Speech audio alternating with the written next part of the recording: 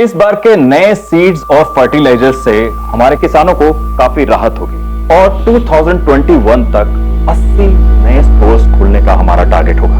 तुम्हारा प्लान बहुत अच्छा है हमको। Thank you sir. हमें इस पर तुरंत काम शुरू कर देना चाहिए। मुझे नहीं लगता इतने सारे नए स्टोर्स खोलना हमारी कंपनी के लिए फायदे का होगा। और क्या मतलब है तुम्हारा? हमें फ्री डिलीवरी चेन सेटअप करने के साथ साथ खुद को अपग्रेड करना चाहिए। इससे फायदा यह होगा कि फार्मर्स को सीड्स और फर्टिलाइजर्स लेने के लिए छोटे मोटे शहरों में जाने की जरूरत नहीं पड़ेगी। उन्हें घर बैठे ऑनलाइन ऑर्डर करना है और सामान उनके दरवाजे तक आ जाए। अपूर्व, तुम्हें पता है कि फ्री डिलीवरी चेन शुरू करने में कितना बड़ा इन्वेस्टमेंट लगता है? ये फार्मर्स के एंगल से ठीक है, लेकिन कंपनी के नहीं। फ्री डिलीवरी का जो कॉस्ट है वो प्रोडक्ट के मार्जिन पर आएगा। तुम्हारे इस सजेशन से कंपनी को सिर्फ लॉस पहुंचेगा। मुकुंद जी, ये कंपनी सिर्फ इसीलिए खोली गई थी कि किसानों का फायदा हो सके। मैं नया हूं, लेकिन ये बात बखूबी जानता हूं कि कंपनी किन आदर्शों पर चल रही है। और रहा सवाल कंपनी के फायदे का, तो ये स्टेप एक इन्वेस्टमेंट होगा, लॉन्ग टर्म फायदा। और मेरा मानना है कि सिर्फ फ्री डिलीवरी ऑप्शन प्रोवाइड करने से फार्मर्स हमारी कंपनी की इतनी फ्री माउथ पब्लिसिटी करेंगे कि अगले 2 साल में 300% तक की ग्रोथ होगी। मेरे ख्याल से अपूर्व के आइडियाज में दम है। इससे पहले कि हमारे कॉम्पिटिटर्स के दिमाग में ये आइडियाज आए, हमें इस पर काम शुरू कर देना चाहिए। अपूर्व, मुझे अच्छा लगा कि तुमने कंपनी के सिद्धांतों को ध्यान में रखा कि हमारी कंपनी फार्मर्स के हितों को ध्यान में रखते हुए बिजनेस करती है। Good, very good. सर, अपूर्व ने तो आते ही झंडा गाड़ दिया है। आपका बनाया प्रपोजल आज पहली बार रिजेक्ट हुआ है। धवल सर को जैसे कुछ दिख ही नहीं रहा है। आपकी पोजीशन के लिए अच्छी बात नहीं है सर।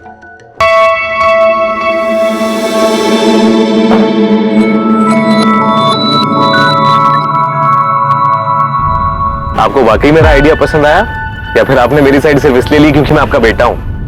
क्योंकि मुकुंद जी को तो आइडिया बिल्कुल पसंद नहीं आया। अपूर्व, मैंने तुम्हारे आइडिया को इसलिए सपोर्ट किया था क्योंकि वो हमारी कंपनी और हमारे फार्मर्स के लिए फायदेमंद है। उस काफसे के बच्चे का काम तमाम करना है। बहुत नाक में दम कर रखा है उसने। इस बार चार्ज थोड़ा ज्यादा बैठेगा सर। बोल कितना? 10-15 दिए, लेकिन मेरा नाम बाहर नहीं आना चाहिए। पकड़ा गया तब भी नहीं। अब बेफिक्र रहो साहब, काम भी हो जाएगा और नाम भी नहीं आएगा। ये 5 लाख एडवांस, बाकी काम होने के बाद। करना कब है? तुम तैयारी करो, डेट में बताता हूँ। यश, सो जा बच्चा। क्या हो गया? सो जा, सो जा। मम्मा थक गई। यश क्यों रो रहा है? सो जाना। नहीं आ रही है? हाँ, सो जाना। क्या हुआ यश? भाग्यश्री, मैं सोच रहा हूँ कि अपूर्व अब तैयार है। मैं रिटायर हो जाता हूँ, वो संभाल लेगा कंपनी। हाँ बिल्कुल। तो अब आपको भी ना थोड़ा सा आराम करना चाहिए।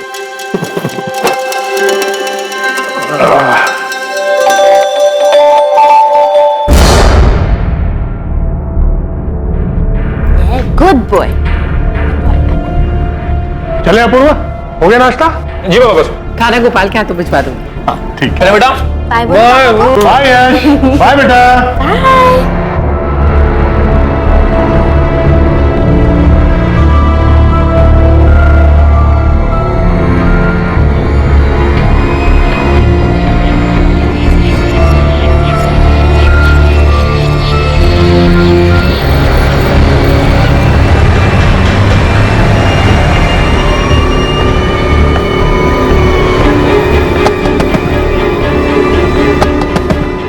यार बेटा, इनकी भी मजबूरी है बेटा। पापा, ऐसे लोगों को ज्यादा बढ़ावा नहीं देना चाहिए। कोई बात नहीं।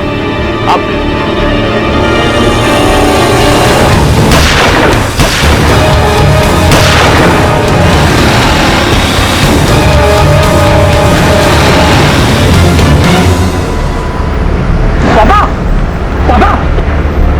धवल काप से एक कामयाब बिजनेसमैन को दिन दहाड़े गोली मार दी गई। साफ था कि यह कोई राह चलती हत्या नहीं थी, इसे करवाया गया था। यह हत्या किसी के बुरे इरादों और मन में बैठी मैल का नतीजा था।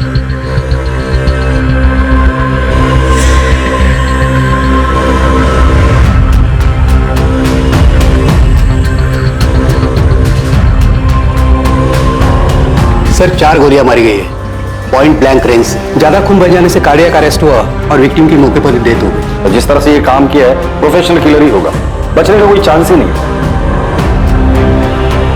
चारों गोलियां लोकल मेड गन की लगती हैं सर। चारों गोलियां सीने में मारी गई हैं।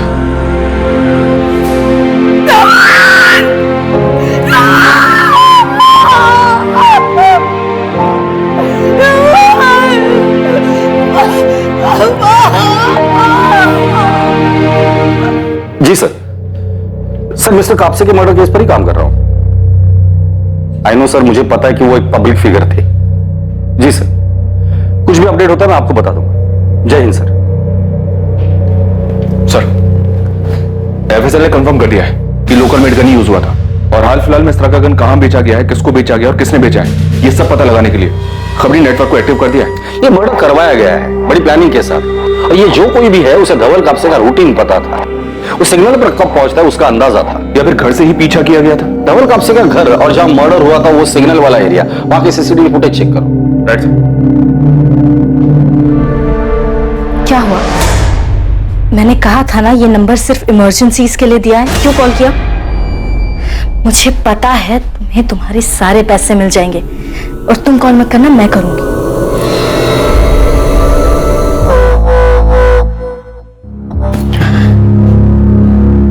मम्मी ने दूध पिया? नहीं, सोने की कोशिश कर रही है।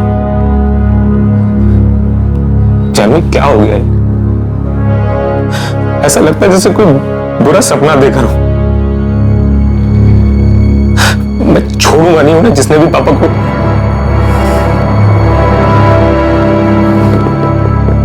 उस भिखारी का चेहरा देखा था या पुलिया बता सकते हो?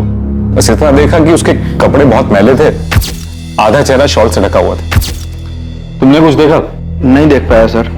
इससे पहले कि मैं कुछ समझ पाता वो बाइक पर बैठकर उल्टी तरफ भाग गया। उस बाइक के बारे में कुछ बता सकते हो? नंबर प्लेट देखी थी? ब्लैक कलर की बाइक थी, जेके बाइक जैसी। मैं नंबर ठीक से नहीं देख पाया, लेकिन उसके नंबर की शुरुआत MH12 से थी सर। MH12 मतलब बाइक पुणे की है सर। आप लोगों को किसी पर शक? कोई ऐसा कर सकता है? पता नहीं सर, कौन करेगा ऐसा? मैं हमेशा धवल से कहती थी संभल कर आया जाए करे, थोड़ा चौका न रहे, लेकिन उन्होंने मेरी बात कर दी। आप उनसे ऐसा क्यों कहती थी? क्या उन्हें कोई खतरा था? 2 साल पहले भी उन पर अटैक हुआ था। क्या बोल रहे हो आप? उस वक्त भी गोपाल उनके साथ था।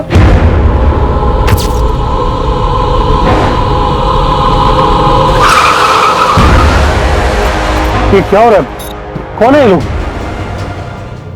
इतनी बड़ी बात हो गई और किसी ने मुझे कुछ बताया तक नहीं। पापा नहीं चाहते थे कि तुम परेशान हो। पापा पर किसी ने हमला किया, उन्हें डराया, धमकाया, तो किसी ने पुलिस कंप्लेन क्यों नहीं की? मैंने कहा था धवल से, उसने बड़े ऑफिसर से बात भी की थी, उन्हें पुलिस प्रोटेक्शन मिली थी। 6 महीने बाद उन्हें लगा कि सब ठीक है तो उन्होंने प्रोटेक्शन हटवा दी। आपको पता ही ये हमला किसने किया था? धवल को शक था कि इसके पीछे सारंग सिंह और संजय जगताप का हाथ हो सकता है। बिजनेसमैन? उन दोनों का भी सेम बिजनेस है। पर धवल जी को ऐसा क्यों लगा था कि वो हमला संजय या सारंग ने किया होगा? 2 साल पहले धवल ने महाराष्ट्र में 5 राइस मिल शुरू किए थे। उसकी वजह से संजय और सारंग को बिजनेस में बहुत लॉस हुआ था और वो दोनों बहुत नाराज थे। क्या धवल भाव, किसानों के लिए पहले ही अपने फर्टिलाइजर और मिट्टी के रेट मार्केट में कम कर रखे। आप तो अच्छा खासा कमा रहे हो, लेकिन हमारे बिजनेस में नुकसान हो रहा है। और अब ये 5 राइस मिल खोलने की क्या जरूरत थी? पैसा तुम्हारा है भाव, खोला तो खोला। और उन किसानों से इतना महंगा धान क्यों लेना? तुम्हारी वजह से कोई भी किसान अपनी फसल बेचने को तैयार नहीं है किसी और को। देखो, मैंने ये बिजनेस किसानों को सपोर्ट करने के लिए ही शुरू किया था। आज उनकी वजह से मेरा बिजनेस अच्छा चल रहा है, तो उन्होंने जो मुझे दिया वो मैं उन्हें वापस लौटा। लेकिन आपके दान धर्म से हमारे धंधे में नुकसान होता है, उसका क्या? हमारे लिए तो यही सही होगा कि तुम अपना बिजनेस प्लान बदलो, हमारा साथ दो, ना कि उन गरीब किसानों का। अगर मैं मना कर दूं तो? क्या तकलीफ है धवल भाव? हाँ? अगर आपको कुछ हो गया तो हमको भी फिक्र होगी। उस मीटिंग के बाद ही धवल को उन गुंडों ने धमकी दी थी और इस बार धमकी को अंजाम दे दिया। सर संजय और सारंग ने करवाया होगा, वो तो पहले से इतना चढ़े हुए थे। सर हम लोग किसानों के लिए फ्री डिलीवरी सिस्टम शुरू करने वाले थे और ये आइडिया हमारे बिजनेस को नहीं पूरी इंडस्ट्री को बदल देता। तो क्या संजय और सारंग को आपके इस बिजनेस प्लान के बारे में पता था क्या? क्या आपने अपने इस प्लान को मार्केट में अनाउंस कर दिया? नहीं सर, अभी तक तो नहीं, लेकिन सर कोई तो है जिसने ये बात कंपनी में लीक की है। उस बोर्ड मीटिंग में जितने भी लोग शामिल थे, मुझे सबके डिटेल्स चाहिए।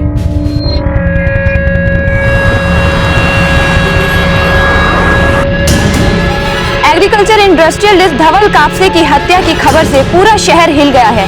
जब उनकी कार पुणे शहर के संगम नगर एरिया के ट्रैफिक सिग्नल पर खड़ी थी, तभी उन्हें दिन दहाड़े गोली मार दी गई। सूत्रों के हवाले से खबर आ रही है कि गोली मारने वाला भिखारी के वेश में आया था। क्राइम ब्रांच पर केस को जल्द से जल्द सॉल्व करने का प्रेशर है। हमारे सूत्रों के अनुसार कुछ संदिग्धों के नाम भी सामने आए हैं। दिन दहाड़े हुए इस हत्याकांड से प्रशासन भी सख्ते में है। क्राइम ब्रांच पर कातिल को पकड़ने के लिए और भी ज्यादा दबाव बढ़ गए। धवल कापसे की हत्या से पूरा राज्य शोक के माहौल में है। उनके ना रहने से किसानों को सबसे बड़ा नुकसान होगा, क्योंकि धवल कापसे किसानों के सबसे बड़े समर्थक और हिमायती थे।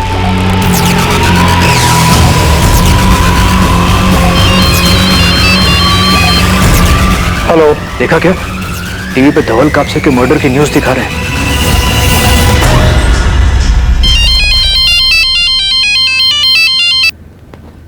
साहब, आपके फोन का इंतजार था। काम तो कल करना था ना। अब साहब, मुहूर्त तो निकाला नहीं था ना, फील्डिंग कर रहे थे, मौका मिला सो कर दिया। ठीक है, काम सफाई से हुआ है ना, मेरा नाम आना नहीं चाहिए। साहब बिल्कुल बेफिक्र रहिए आप। और साहब वो बैलेंस अमाउंट कल रात 9 बजे मिल वहीं पर। ठीक है।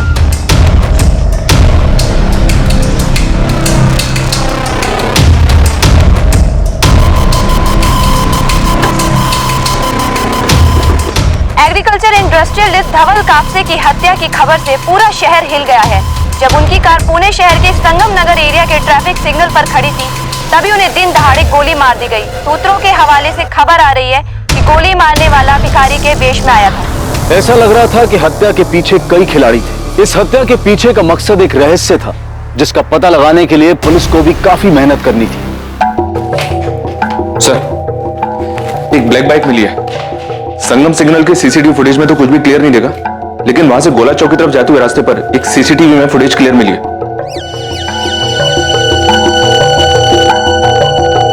ये बाइक है सर। अगर प्रोफेशनल किलर्स हैं तो नंबर प्लेट भी फर्जी होगा सर। धवल कापसे के बिजनेस राइवल संजय और सारंग बुलाकर लेकर उन्हें बात करके देखते हैं, पता तो चल जाएगा कौन कितने पानी में है। साहब, बोल गणेश, क्या खबर है? साहब, वो गन सेलर जिसने गन बेची थी वो मिल गया है। नाम क्या उसका? लक्ष्मण खुरपे नाम है सर। यही शंभूवाड़ी में रहता है, घर से ही ऑपरेट करता है।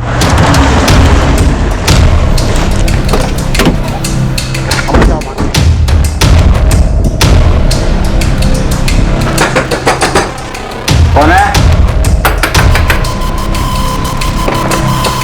कैसे रहे सर? चला शुरू करके। साहब, ये सब क्या किया मैं? ऐसे सारा घर क्यों छाने साहब? सामने सीधा आदमी है। 2 मिनट रुक जा, तब पता चल जाएगा।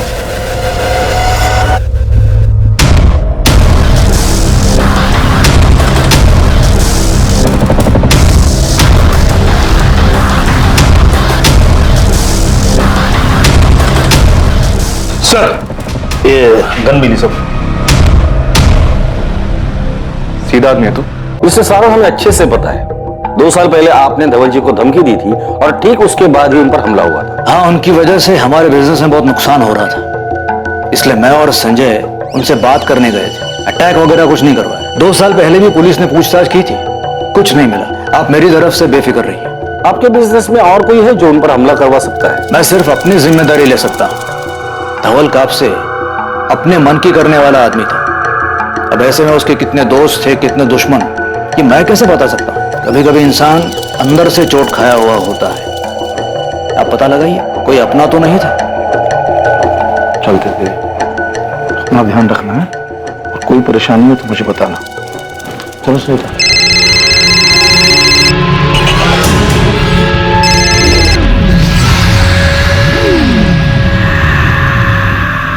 जा रहे हैं मामा जी? हाँ बेटा, ये दिल्ली की फ्लाइट है, कुछ काम है। कोई भी जरूरत हो तो मुझे फोन करना। चलो। अपूर्व, चलिए यार, मैं भी चलता हूँ। चलो।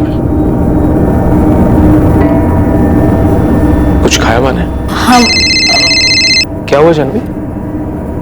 किसका फोन आ रहा है? कुछ नहीं, वो रॉन्ग नंबर है। मैं यश को देख के आती हूँ, वो जा क्या होगा ना।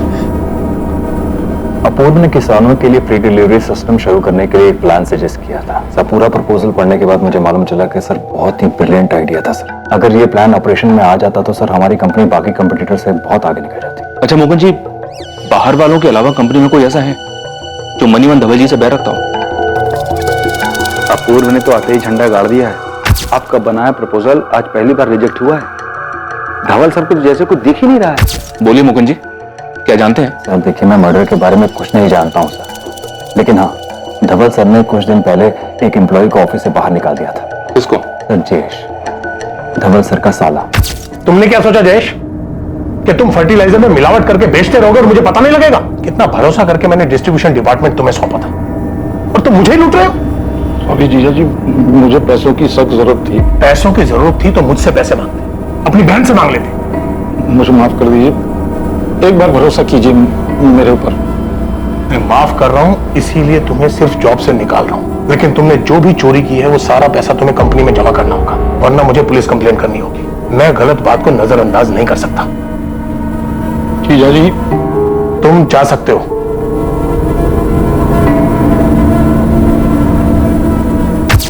क्या धवल जी की वाइफ को इसके बारे में पता है? मुझे नहीं पता सर, लेकिन धवल सर ने मुझे बोला था कि मैं किसी को भी जयेश को निकाले जाने की वजह न बताऊं।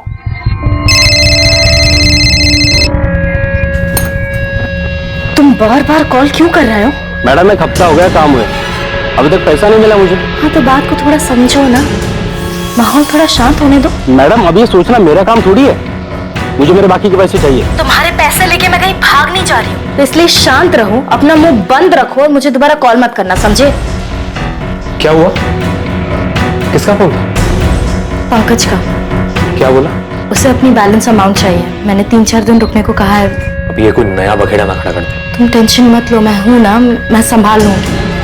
हम दोनों के अलावा और भी लोग हैं जो धवल भाऊ की कंपनी की वजह से नुकसान में चल रहे हैं, तो ऐसे में दुश्मनी तो किसी की भी हो सकती है। पर आप दोनों के अलावा उन्हें धमकी देने और कोई नहीं गया था। हमारा उनसे मिलना एक कोइंसिडेंस था, उसके कुछ ही दिन बाद उन पर अटैक हो गया।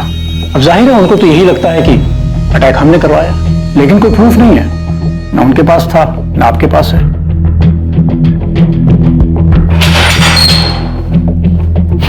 चलो बताता साहब, मैं गन बेचता है, मध्य प्रदेश से माल उठाकर यहाँ पूना में बेचता है। सप्लायर कौन है तेरा? पता नहीं, मैं तो मिडिल मैन से लेता है, उसका नंबर है मेरे पास। पिछले 1 महीने में पूना में तूने कितने गन बेचे हैं और किस किस को बेचे हैं? सब बोल। पिछले महीने 2 लोगों ने लिया है। नाम बोल। मोहम्मद इरफान और प्रकाश सुर्वे। बाकी डिटेल्स जल्दी बोल लक्ष्मण, बोल। सर, जिस बाइक पर शूटर भागे थे उस बाइक के ओनर का पता चल गया है, किसी सुबोध मंडल के नाम पर है। एड्रेस मिला? जी हाँ सर, उसके घर एक टीम भेज दी मैंने। गुड। और ये गन सेलर लक्ष्मण, उसने कुछ कहा? उसने 2 लोगों का नाम बताया सर। नहीं, कुछ भी छूटना नहीं चाहिए। पॉसिबिलिटी है कि ये लक्ष्मण इसी मर्डर केस से कनेक्टेड हो। और सर, ये धवल जी का साला जयेश, इसको धवल जी ने 6 महीने पहले काम से निकाला था। ये कंपनी में घोटाला कर रहा था, लेकिन इस बात को अंदर ही अंदर दबा दिया गया था। जयेश को बोलो बात करते। वो अभी दिल्ली में है सर, परसों पुणे आ रहा है, मैंने बुलाया उसे। एक काम करो, धवल जी के फैमिली मेंबर्स के सबके कॉल डिटेल्स निकालो, शायद वहीं से हमें कुछ मिल जाए। Right sir. सर, ये बाइक के मालिक सुबोध भावे। MH12AF145H बाइक तुम्हारी है? हाँ साहब। ये बाइक एक मर्डर में इस्तेमाल हुई है, सच सच बता क्या किया तूने? क्या बात कर रहे हैं साहब, पिछले महीने मेरी बाइक चोरी हो गई थी, मैंने कंप्लेन भी किया था। कौन से पुलिस स्टेशन में? MS नगर पुलिस स्टेशन।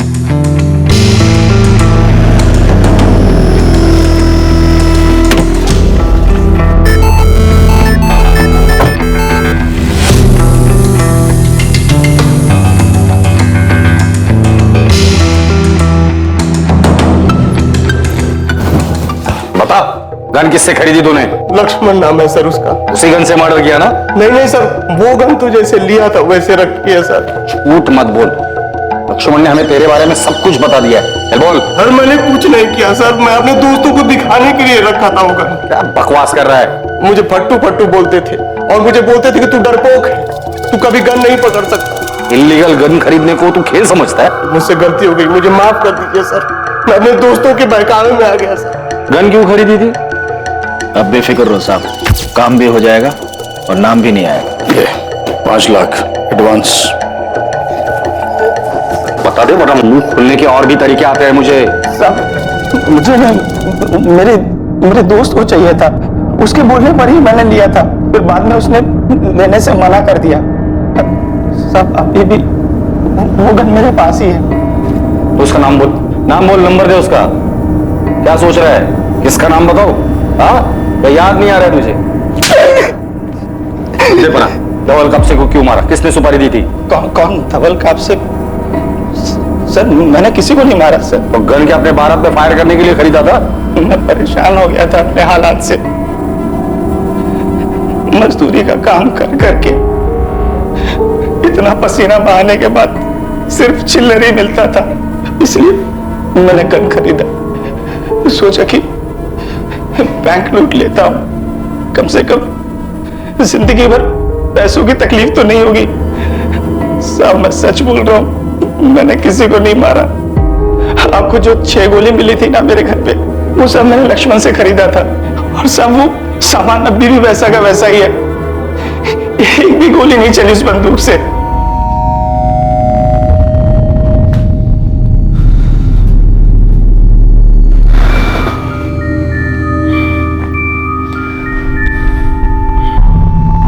यार अब बर्दाश्त के बाहर हो गया ये धवल का नाटक। हाँ यार, कुछ इंतजाम करना पड़ेगा उसका।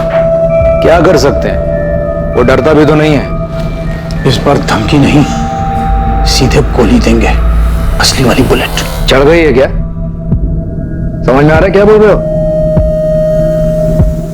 हम ऐसा कुछ नहीं करेंगे। मैं उसको डराने की बात कर रहा हूं, जान से मारने के लिए नहीं। 2-4 गुंडों को हायर करेंगे और उनसे कहेंगे कि गोली धवल के कान के पास चलनी चाहिए। उसको भी तो डर का एहसास हो, हमारे बिना कहे वो हमारी बात भी समझ जाएगा, और फिर उसके बाद वो हमें सीरियसली भी लेगा। सर हमने इरफान और प्रकाश दोनों की खरीदी हुई गन और बुलेट सीज कर एफएसएल को भेज दी थी, पर एफएसएल की रिपोर्ट के हिसाब से दोनों ही गन इस्तेमाल नहीं हुई है और बुलेट्स भी वैसी ही हैं। मैंने इरफान का बैकग्राउंड भी चेक किया सर, शक्कर नहीं जैसा कुछ मिला नहीं। इंसिडेंट के वक्त भी वो संगम नगर सिग्नल पर नहीं था। और वो दूसरा प्रकाश, उस पर लड़ाई झगड़ा करने और जोड़ी चुराने के कुछ केसेस तो हैं, पर अभी तक कुछ भी साबित नहीं हुआ है। थोड़ा डाउटफुल है वो। उसका कहना है कि इंसिडेंट के वक्त वो शीना नाम के किसी बंदी के साथ था। उसकी मोबाइल लोकेशन चेक की हमने, वो वाकई में क्राइम स्पॉट पर नहीं था। सारंग और संजय के खिलाफ कुछ मिला? अभी तक कुछ नहीं मिला सर, हम ढूंढ रहे हैं, शायद कुछ मिल जाए। ये सारंग और संजय इस मर्डर से जरूर कनेक्टेड है। 2 साल पहले जो हमला हुआ था वो एक कोइंसिडेंस नहीं था। अगला पिछला सब देखो, देखो ये सारंग और संजय इस लक्ष्मण से कनेक्टेड है या नहीं, या फिर उन दोनों से जिनकी हमने गन सीज की है। और सर वो बाइक वाला सुबोध, उसने वाकई में एमएस नगर पुलिस स्टेशन में कंप्लेंट दी है। बाइक चोरी की थी, इसलिए शायद इन्होंने नंबर प्लेट नहीं चेंज की थी। माना कि धवल पे अटैक को 2 साल हो गए हैं, लेकिन पुलिस खोद के सब डिटेल्स निकालेगी तो 2 साल बहुत होता है, कुछ मिलेगा नहीं उनको। लेकिन हमें सावधान तो होना ही पड़ेगा, पुलिस नजर रखेगी हम पे। अब क्या करें? हमें शांत रहना है, कुछ उल्टा सीधा नहीं करना है और घबराना भी नहीं है।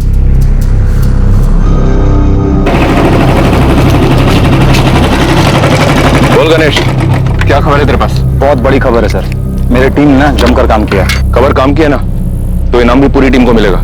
चल बता। सर सबसे पहली खबर, धवल का साला जयेश, वो घर का भेदी निकला। धवल के बिजनेस राइवल सारंग सिंह के यहाँ काम करता है। कब से? 5-6 महीने से कर रहा है। मतलब जब से धवल जी ने उसे काम से निकाला था उसके बाद से? हाँ, काप से एग्रो सोल्यूशन से निकाले जाने के बाद मैंने सारंग साहब के यहाँ ज्वाइन कर लिया था। ये बात तुम्हारी जीजा को पता थी? नहीं, जयेश नहीं चाहता था कि ये बात धवल भाव को मालूम हो। हाँ, चोरी करना तो उसकी आदत है, पर ये बात क्यों छुपाई? क्योंकि मैं अपनी बहन के घर का माहौल खराब नहीं करना चाहता था। मैंने मान लिया था कि मुझसे गलती हुई है, और जीजा जी ने कहा था वो ये बात किसी को नहीं बताएंगे। उसके बाद मैंने सारंग सिंह के यहाँ ज्वाइन कर लिया और जीजा जी को नहीं बताया। मतलब तुम घर में घुसकर कंपनी की जासूसी कर रहे थे, पर धवल जी को तुम्हारे बुरे इरादों की कोई खबर नहीं थी, और तुम चोरी छुपे इसका फायदा सारंग को देते रहे। हाँ, जयेश ने मुझे कुछ अंदर की बातें बताई और मेरी कंपनी को फायदा हुआ। लेकिन ये धोखाधड़ी ज्यादा दिन नहीं चली। धवल जी को इसके बारे में पता चला तो उन्होंने बिजनेस में जासूसी करने का चार्ज लगाने की धमकी दी। आप लोग डर गए और उन्हें मार दिया। जयेश, तुमने फ्रॉड किया, उसके बाद तुम निकाले गए, फिर तुमने अपने जीजा के बिजनेस लेवल से हाथ मिलाया, तुम्हें तब भी चैन नहीं मिला, तो तुमने कैसे ही खत्म कर दिया?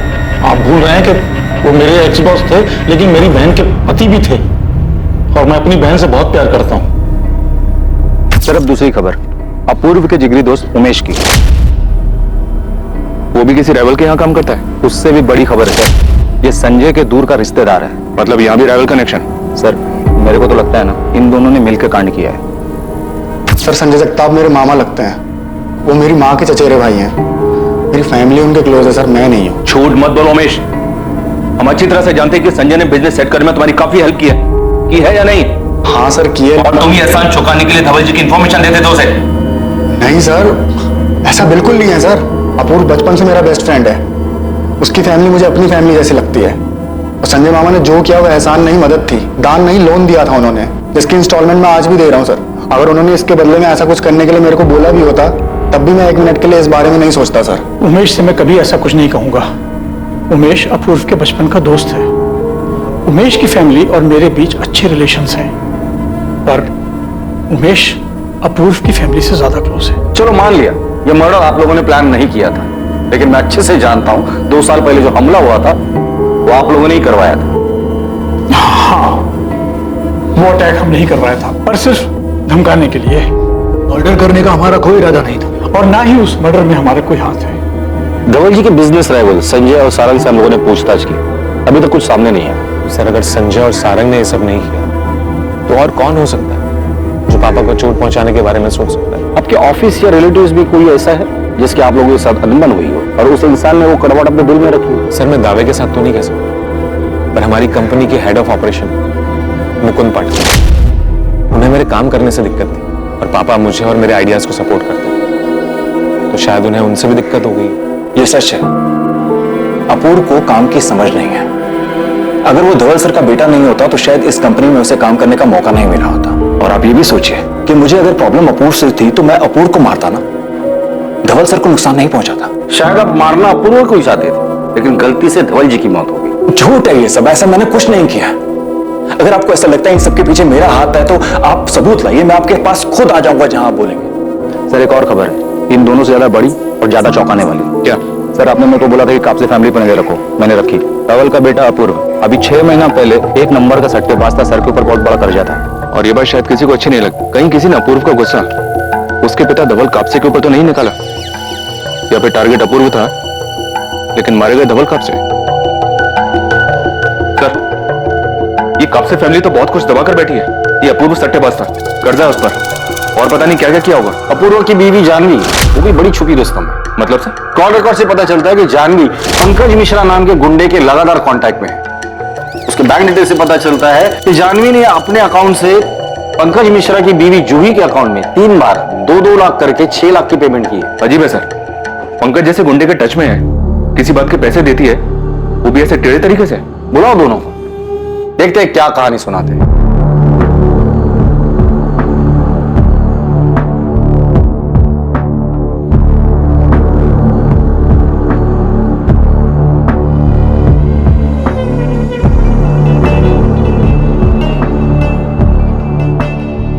अपूर्व मैं घुमा फिरा कर बात नहीं करूंगा। मैं तुम्हारे बेटिंग, गैम्बलिंग और कर्जों के बारे में जानता हूं, इसलिए सीधे सीधे बता दे अपने पापा को क्यों मरवाया।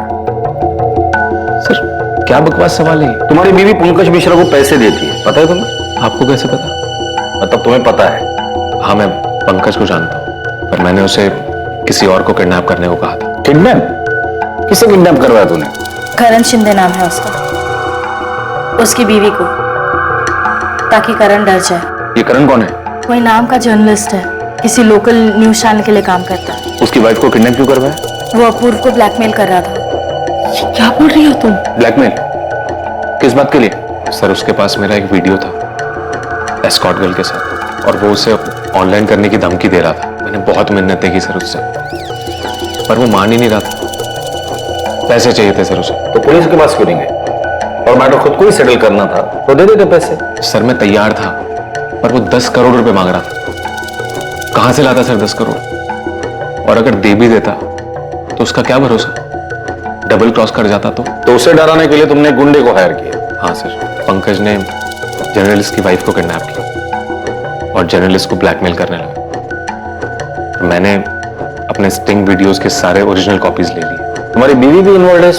जिस आदमी ने करण की वाइफ को किडनैप किया वो मेरे मायके में ड्राइवर था।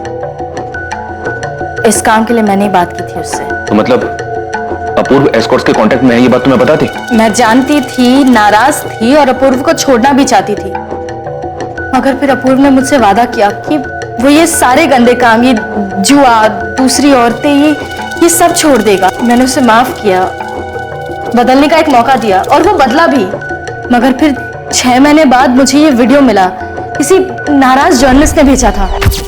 अपूर्व क्या है ये, क्या है ये? तुमने यश की कसम खाई थी कि तुम ये सब छोड़ चुके हो। अब तक अच्छाई का मुखौटा लगा के रखा था तुमने। जानवी मेरा यकीन करो, मैं सच में बदल गया। कैसे कर लूं तुम्हारा यकीन? जब ये देख रही हो तो कैसे करूं? ये वीडियो पहले की है, कोई इसे यूज करके मुझे ब्लैकमेल कर रहा है।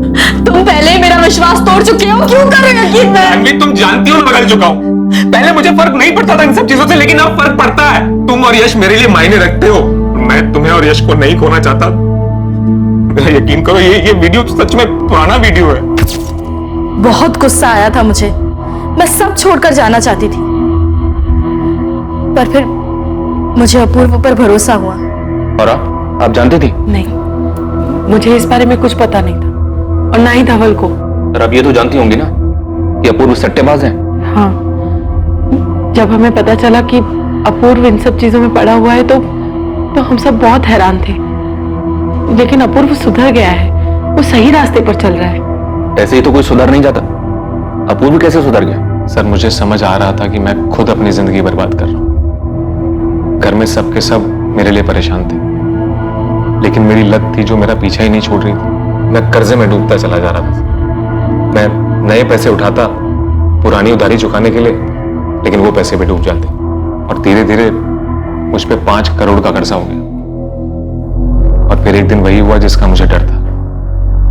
जिनसे मैंने उधार लिया था उन्होंने पापा को फोन कर दिया। 5 करोड़? तुझे पैसे की कीमत पता है अपूर्व? और तू मुझे कब बताता? 50 करोड़ होने के बाद? आपको बताने वाला था बाबा। निकल जा मेरे घर से। ऐसे जुआरी और सट्टेबाज को अपने घर में नहीं रखूंगा। पहले पैसे कमा, फिर पैसा उड़ाना। चल निकल मेरे घर से अभी की अभी। निकल जा। क्या कर रहे हैं आप? कहाँ जाएगा वो? बीवी है, बच्चा है उसका। जब ये गैम्बलिंग में पैसे लुटा रहा था तब नहीं सोचा उसने ये सब? पर वो कह रहा है ना कि गलती हो गई उससे। एक बार दूसरा मौका तो दीजिए उसे। ठीक है, 1 साल है इसके पास। इसका मतलब ये नहीं है कि मैं इसका कर्जा उतारूंगा।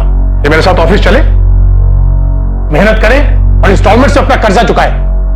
अगर ये नहीं कर पाए तो चुपचाप इस घर से निकल जाए। सर मैं बहुत परेशान था।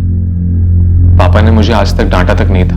मैंने सोचा कि अपनी लाइफ ऐसे ही बर्बाद करने से अच्छा है पापा के साथ काम करूं, और कुछ टाइम बाद फिर मैं अंदर से भी बदल गया। अपूर्व सच में बदल गया है सर। बस वो बदकिस्मत निकला कि उसका अतीत उसके आज के सामने आकर खड़ा हो गया। उस जर्नलिस्ट ने वो वीडियो भेजा जिससे छुटकारा पाने के लिए हमें पंकज की मदद लेनी पड़ी, और मैं उसी के पैसे चुका रही हूँ।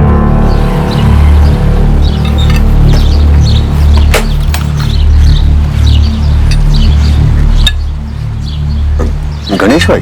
अरे नीलेश, वो ब्लैक जेके बाइक का कुछ पता चला क्या? अभी तक नहीं भाई। पुणे के सारे डीलर से बात हो चुकी है, पर किसी को पता नहीं उस बाइक के बारे में। पक्का? तूने तसल्ली कर ली हर जगह? हाँ भाई, एक काम करता हूँ, फिर से दोबारा से पूछ लेता हूँ लोगों से। देख ले, क्या पता तेरे से कुछ छूट गया हो। नीलेश एक बात बता, ये चोरी की गाड़ियां तो तेरे पास भी आती है ना? तू भी तो डील करता है ना? तो कहना क्या चाह रहा था? ये सब काम करना मैंने कब का छोड़ दिया है। 6 महीने हो गए उससे दूर होकर। चल ठीक है, नाराज क्यों हो रहा है? जा सुन, काम मत छोड़, ढूंढता रहे, ठीक है? चल। सर, एक बड़ा ब्रेक मिला है। क्या? शूटर और मास्टरमाइंड के बीच का लिंक मिला है। कहां से? कौन है वो? सर गणेश ने टिप दी कि संजय और सारंग शाइनिंग मून बार में अक्सर मिलते हैं, तो मैंने वहां के अंदर के सीसीटीवी फुटेजेस निकलवाए, वहीं से पता चला।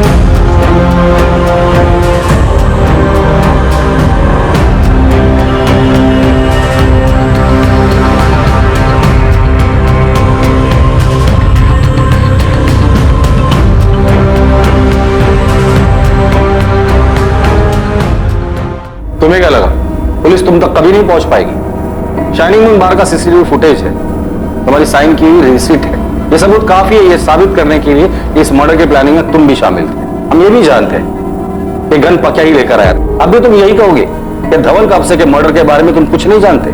संजय तुम्हारा जेल जाना तो पक्का है। बस अपने मुंह से सच बोलोगे तो थोड़ी बहुत दया दिखा देंगे, वरना जेल में ऐसी जगह रखूंगा तुम्हें जहां खूंखार और खतरनाक कैदी रहते हैं। मैं बताता हूँ, सब बताता हूँ। मैंने ही पकिया को सुपारी दी थी, उसी ने धवल को मारा है। किस लिए?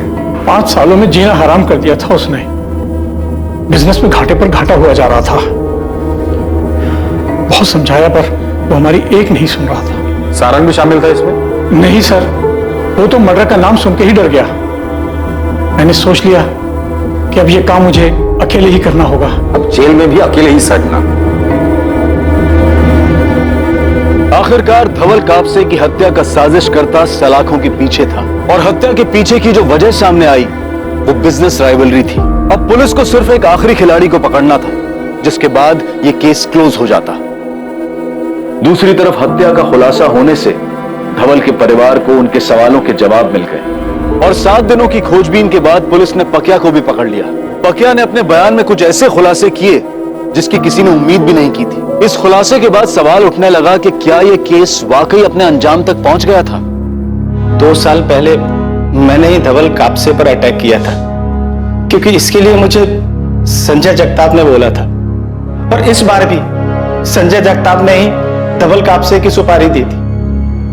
पर सर, मैं वो नहीं हूं जिसने धवल को मारा है। अब ये मत बोलना कि तूने नहीं, तूने चला बुलेट में उसे मारा है। नहीं कहूंगा सर, पर सच्चाई यही है कि धवल को लगने वाली गोली ना तो मेरी बंदूक से निकली थी और ना ही उसे चलाने वाले मेरे हाथ थे।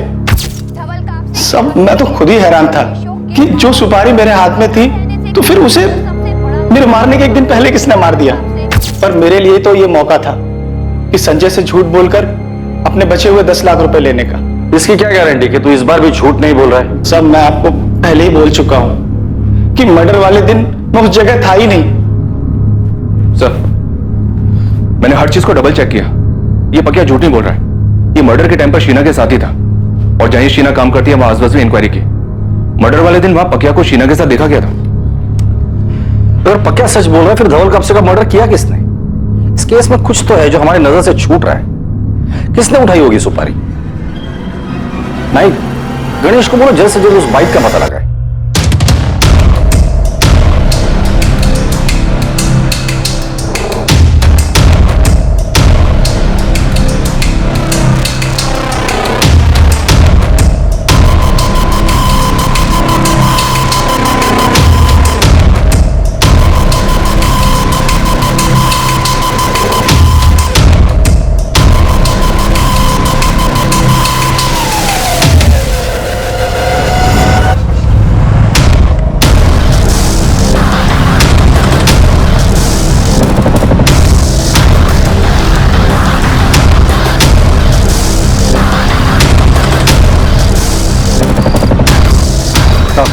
क्या रे, इतनी क्या खाई पड़ी तेरे को जो लगातार फोन कर रहा था? मुझे सही कीमत नहीं मिली साहब, सिर्फ 2 लाख मिली मुझे, जबकि आपने गगन को 20 लाख दिए थे। तो उसमें मैं क्या करूं? जाके उसी से मांगा था ना साहब, पर उसने मना कर दिया, और अब तो अंडरग्राउंड हो गया। तब जैसे मारने गया था ना, पता नहीं था वो कितना बड़ा आदमी था, लेकिन अब पता है। तो 10 लाख और दे दो, तब कुछ भूल जाऊंगा। नहीं तो क्या करेगा तू? मैं पुलिस के पास जाऊंगा। साले ब्लैकमेल कर रहा है मेरे को? नहीं साहब, अब इतना बड़ा काम किया, ठीक से शगुन तो मिला नहीं, कम से कम विदाई तो दे दो। करोड़पति आदमी था बोल, 10 लाख के लिए इतना सोचा। कॉल करता हूं आपको, बता देना कहां हूं पैसे लेने।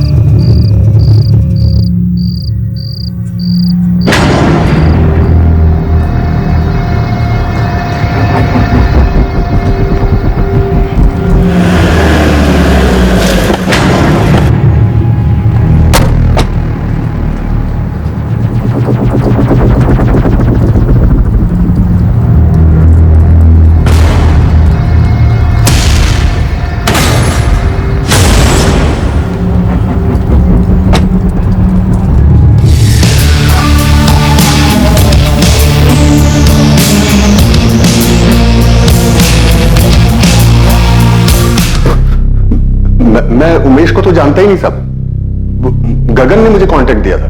कौन गगन? हिस्ट्री शीटर था साहब, उससे दोस्ती थी मेरी। धवल कापसे की सुपारी भी उसी ने उठा था। उस वक्त तो मुझे पता भी नहीं था कि हम किसे मारने जा रहे हैं, लेकिन बाद में जब टीवी पर न्यूज देखा तब जाकर मुझे समझ में आया कि गगन को इस सुपारी के ढेर सारे पैसे मिले, लेकिन मुझे वो 2 लाख में टरका दिया। मैंने उससे पूछा भी, तू ठीक नहीं कर रहा है गगन, मुझे मालूम है कम से कम तूने 15-20 पेटी उठाया होगा, मैं सिर्फ 5 मांग रहा हूं। देख, मेरे को जो देने का था वो मैंने दे दिया। वैसे भी मर्डर मैंने किया था, तू तो सिर्फ बाइक पे बैठा था, समझा? मैं साथ में नहीं था क्या? अब ये सब बात छोड़ो, सीधे सीधे मुझे पैसे दो, नहीं तो मैं सीधा जा रहा हूं पुलिस के पास। जा, तेरे को क्या लगता है वो तेरी आरती उतारेंगे? पहले तो तेरे को अंदर लेंगे, अच्छी खातिरदारी करेंगे। आज के बाद से तो मैं अंडरग्राउंड हो रहा हूं, फिर किसी का बाप भी मेरे को ढूंढ नहीं पाए। उसके बाद वो गगन ने नीलेश को मेरा नंबर दे दिया और वो पैसों के लिए हाथ धोकर मेरे पीछे पड़ गया सर। इससे पहले भी मैंने सेटलमेंट्स वाले छोटे मोटे काम कराए हैं सर उससे। तो सर इस बार भी मैंने उसी को बोला।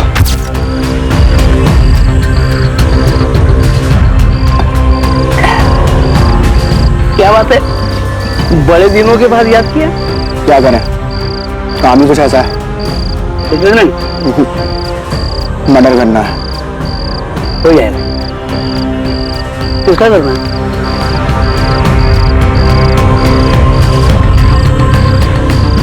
अरे ये वो बड़ा बिजनेसमैन धवल कब से है ना, बड़ी मछली है, मेहनत भी बहुत करनी पड़ेगी और रुपया भी ज्यादा पड़ेगा। कितना चाहिए?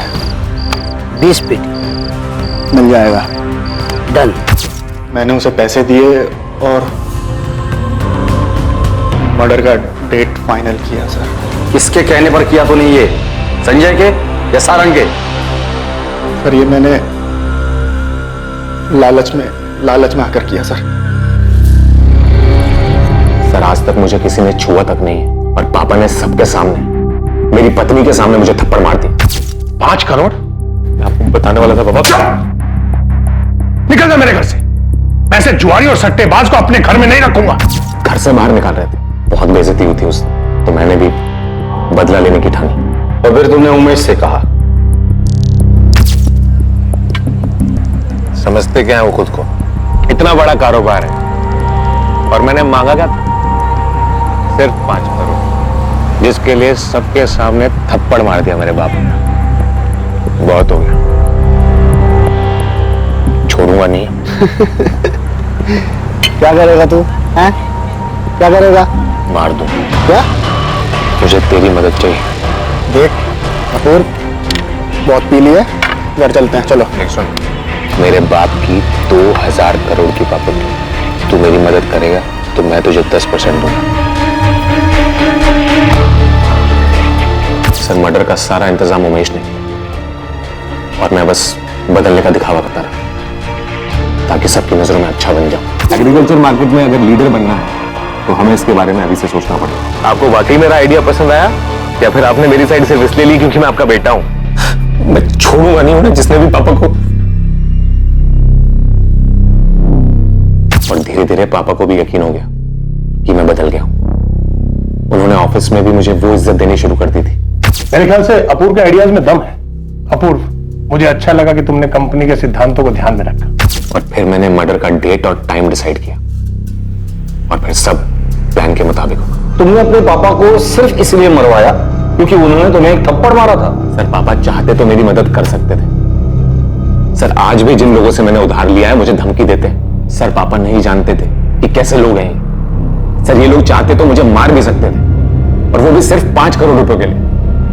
लेकिन पापा को कोई फर्क नहीं पड़ा। उनके लिए तो उनकी कंपनी सबसे ऊपर, उनके आदर्श सबसे ऊपर।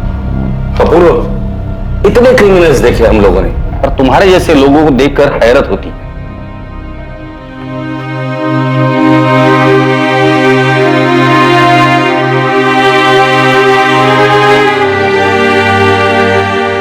धवल इंसान पहचानते थे। उन्होंने हमेशा कहा कि अपूर्व भरोसे के लायक नहीं, उससे कोई उम्मीद ना रखो, लेकिन मां का दिल है ना, मानता ही नहीं था। आज मैं गलत साबित हो गई। नहीं मम्मी, आपने और पापा ने हमें हमेशा बहुत सारा प्यार दिया, पता नहीं कितने लोगों के इंस्पिरेशन थे।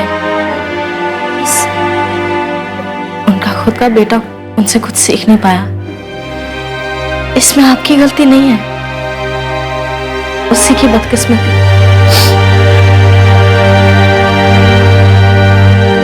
अपूर्वा, उमेश, नीलेश और गगन को आईपीसी की धारा 302 के तहत हत्या के लिए और आईपीसी की धारा 120 बी के तहत आपराधिक षड्यंत्र के साथ साथ आर्म्स एक्ट की धाराओं के तहत भी बुक किया गया है। अपूर्वा के परिवार के लिए विश्वास करना काफी मुश्किल है कि अपूर्वा ने ही ये सारी साजिश रची और अपने पिता की हत्या करवाई।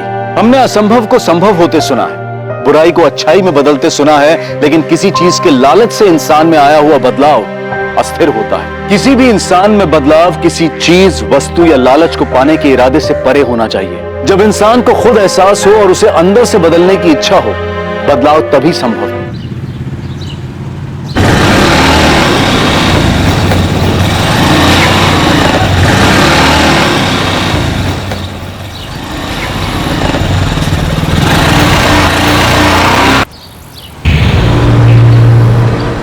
चाचा जी ये सब क्या है? कुंदन, आखिरी बार कह रहा हूं, तुम लोग ये ठीक नहीं कर रहे हो।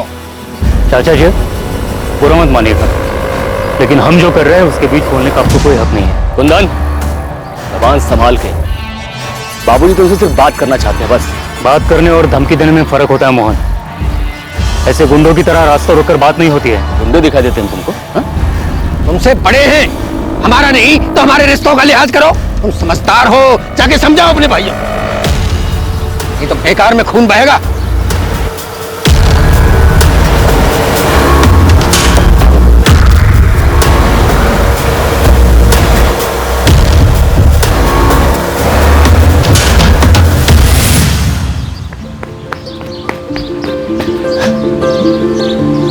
मैं फर्स्ट। क्या हुआ? अब ये सिग्नल लगाती तुम? शर्म आती है ना? मैं रेस लगाऊंगी तो तुम हार जाओगी ना। माँ! अरे काजल, आराम से बेटा, क्या कर रहे हो? ताई जी देखो ना, पायल दीदी ने मुझे मारा। तुम लोग का ना रोज चलता है। पायल, क्यों मारा काजल को? मारा कहा, टपकी नहीं माँ। अरे तुम दोनों छोड़ूंगी नहीं। क्यों काजल, बड़ी बहन को नहीं मारते? आप ना बस पायल दीदी को ही प्यार करती हो। मुझे तो सिर्फ किरण दीदी प्यार करती थी, और उनको तो आपने शादी करवा के ससुराल भेज दिया। तो तुझे भी ससुराल भेज दे दीदी। अरे तुम दोनों लड़ना बंद करो। माँ,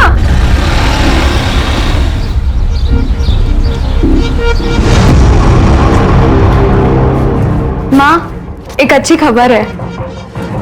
सुनीता, ज्ञान भैया और सुमित कहाँ हैं? भैया, क्या हुआ?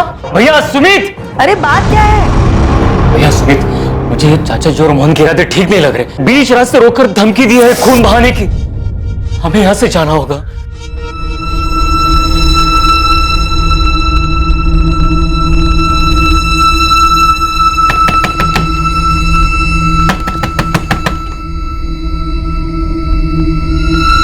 पापा, टैक्सी ले आया।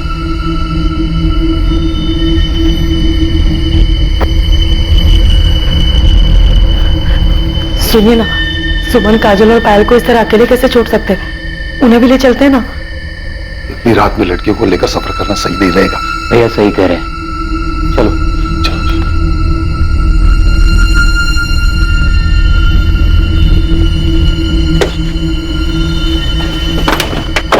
चलो जल्दी चलो, जल्दी बेटा। बेटा अपना ध्यान रखना, और काजल और पायल का भी।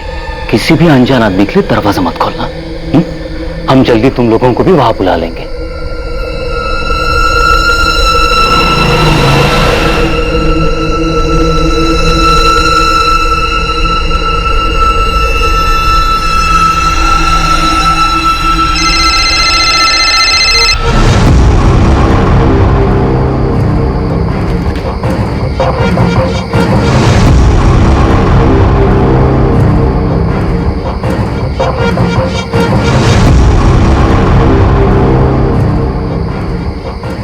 क्या हुआ?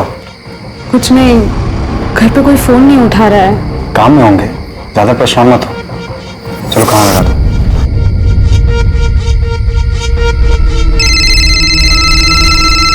किरण दीदी, हेलो दी, कहाँ है आप? आप शादी करके क्यों चले गए? आपको पता है आपके अलावा मुझे कोई प्यार ही नहीं करता। काजल दुखी मत हो, मैं हूं ना, मैं अभी भी तुझसे सबसे ज्यादा प्यार करती हूँ। अच्छा सुन, सुमन को फोन दे, मुझे उससे जरूरी बात करनी है। अरे दीदी इसे छोड़ो, ये तो हमेशा रोती रहती है। ये बताओ जीजू कैसे है? पायल, ये सब बात हम बाद में आराम से करेंगे, ठीक है? सुमन को फोन देना, मुझे उससे बात करनी है। कहाँ सुमन दीदी? सुमन दीदी, किरण दीदी का फोन है। अरे तुम लोग बाहर क्यों आए? मैंने मना किया था ना। ये लो पकड़ो, जाओ अंदर।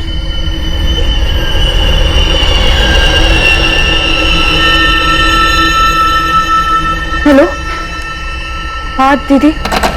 तू बोल, फोन क्यों नहीं उठा रही थी? कब से फोन कर रही थी मैं? वो दीदी सब निकल रहे थे तो मैंने सोचा आपको आराम से कॉल करती हूँ, पर फिर काम में लग गई।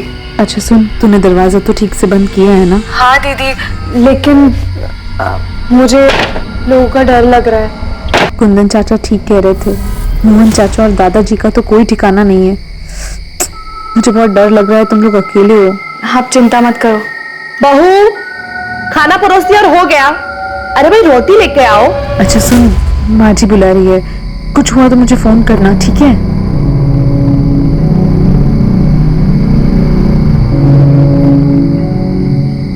दीदी भूख लगी है। हाय।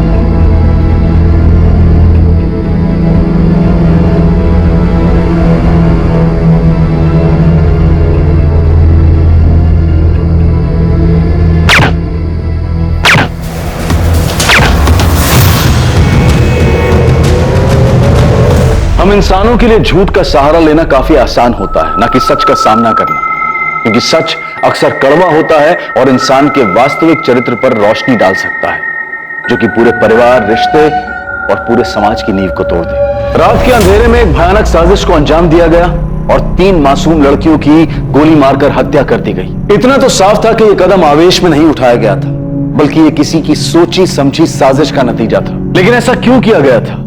आखिर इस हत्याकांड के पीछे का भयंकर सच क्या था?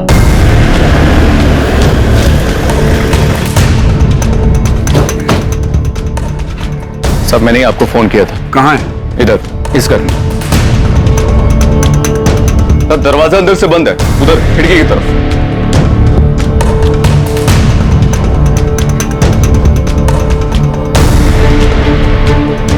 तीनों लड़कियां घर में अकेली थी, घर वाले कहां हैं? नहीं, शादी में गए, फोन कर दिया, बस आ ही रहे। अग्रवाल, दरवाजा खुलवाओ, ना खुले तो तोड़ दो और तुरंत फॉरेंसिक वालों को भी बुलाओ। आपने लाश कब देखी?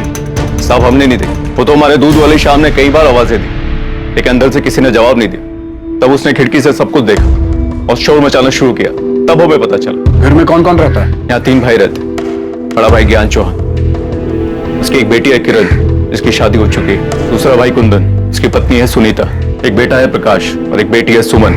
यांजी का सबसे छोटा भाई सुमित और पत्नी गंगा, जिसकी 2 बेटियां रहती, काजल और पायल। साहब इनके साथ बहुत बुरा, इन बच्चों को कोई कैसे मार सकता है? सर,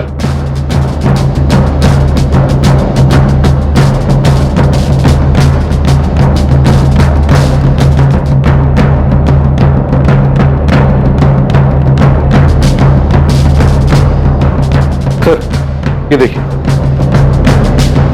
ताजुब है, किसी ने गोली चलने की आवाज तक नहीं सुनी।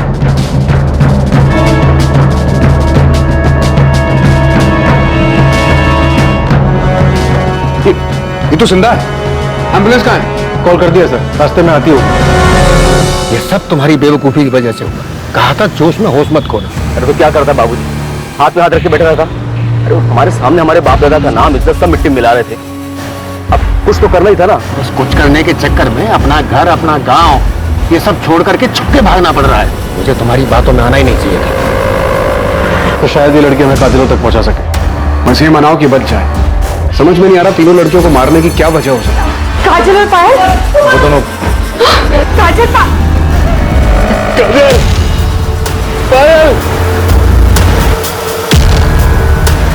चुड़ूआ, मैं नहीं उनको काट के रख दूंगा। क्या हो गया?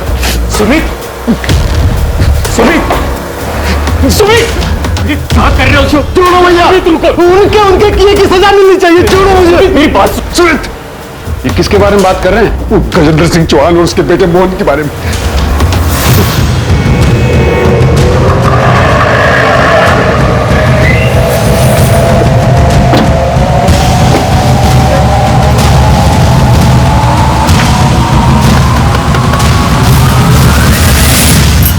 क्या हुआ साहब? गजेंद्र चौहान और मोहन कहाँ हैं दोनों? वो तो ठेकेदारी के काम से लखनऊ गए हैं। वहाँ का पता? वो तो मुझे नहीं पता, लेकिन साहब मैं सच कह रही हूँ, उन दोनों ने कुछ नहीं किया है। अगर ये सच है तो ठीक है, वरना मर्डर की प्लानिंग करने में और अपराधी को बचाने के आरोप में तुम भी जेल जाओ।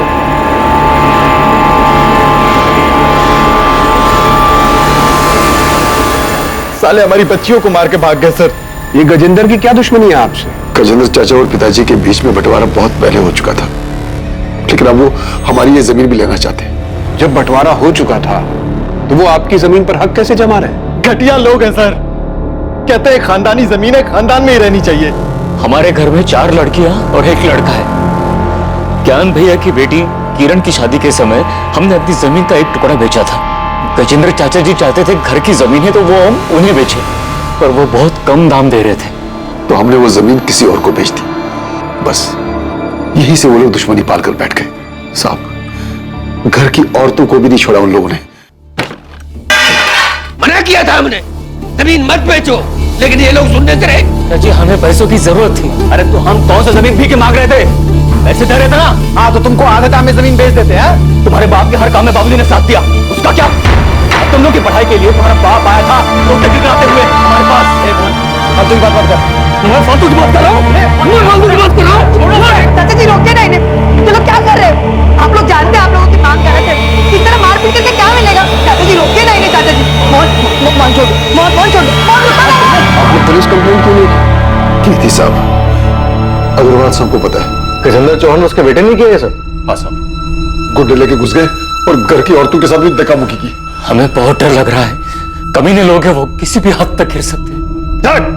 साहब हम सच करें, हमने कुछ नहीं किया है। बहुत चर्बी चढ़ी ना तुम दोनों को। लोगों के घर में घुसते हो, मारपीट करते हो, औरतों के साथ धक्का मुक्की करते हो, और तुम लोगों को लगा तुम्हें कोई कुछ नहीं बोलेगा। हाँ, छोड़ो ये सब किरण की शादी के तुरंत बाद हुआ था, करीब 1 महीने पहले। उसके कुछ दिनों के बाद दोनों बेल पे बाहर आ गए। उसके बाद उन्होंने कुछ किया? नहीं साहब, वो लोग काफी दिन तक चुप थे। हमें लगा मामला संभल गया है, लेकिन फिर परसों हमने अपनी जमीन का 1 और टुकड़ा बेचा था। उन लोगों को भनक लग गई तो कल मुझे रास्ते में उन्होंने धमकी दी थी। तुम समझदार हो, जाके समझाओ अपने भाइयों को, नहीं तो बेकार में खून बहेगा। फिर ऐसी हालत में आप शादी में कैसे चले गए? शादी में नहीं गए थे सब, वो तो हमने पड़ोसियों को ऐसे ही बताया था। हम यहाँ पास के गांव बालीपुर में जाकर छुपे हुए थे। वहां सुमित की पत्नी गंगा के रिश्तेदार रहते हैं, तो हम सब लोग मेरे बेटे प्रकाश को साथ लेकर वहां चले गए थे। बच्चियों को अकेला क्यों छोड़ा? बालीपुर में हमारा कोई जमा हुआ ठिकाना नहीं था। हमने सोचा कि लड़कियां घर में ही सुरक्षित रहेंगी, लेकिन हमें क्या पता था साहब, क्या आफत तो उनका यहाँ इंतजार कर। हम सपने में भी नहीं सोच सकते थे कि वो हमारी बेटियों के साथ ऐसा करेंगे। उनकी दुश्मनी तो हमसे थी, फिर हमारी बच्चियों के साथ। कुंदन, तुम्हारा बेटा प्रकाश वो कहाँ है? साहब, जब से उसने अपनी बहनों के बारे में सुना, उसकी तो जैसे हिम्मत ही टूट गई। बहुत गहरा सदमा पहुंचा है उसे।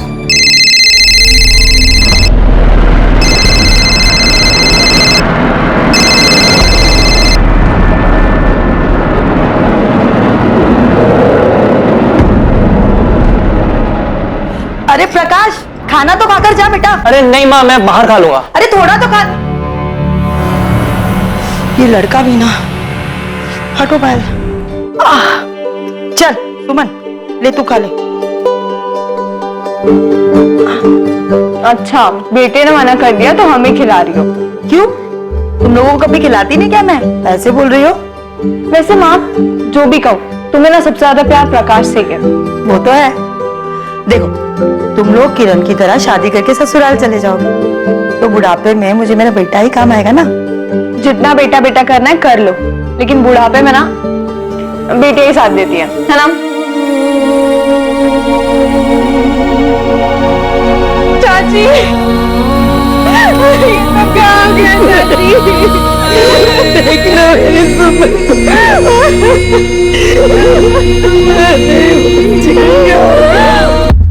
सर, गजेंद्र के बहू माला का कहना है कि गजेंद्र और मोहन ठेकेदारी के काम से लखनऊ के पास गए हुए।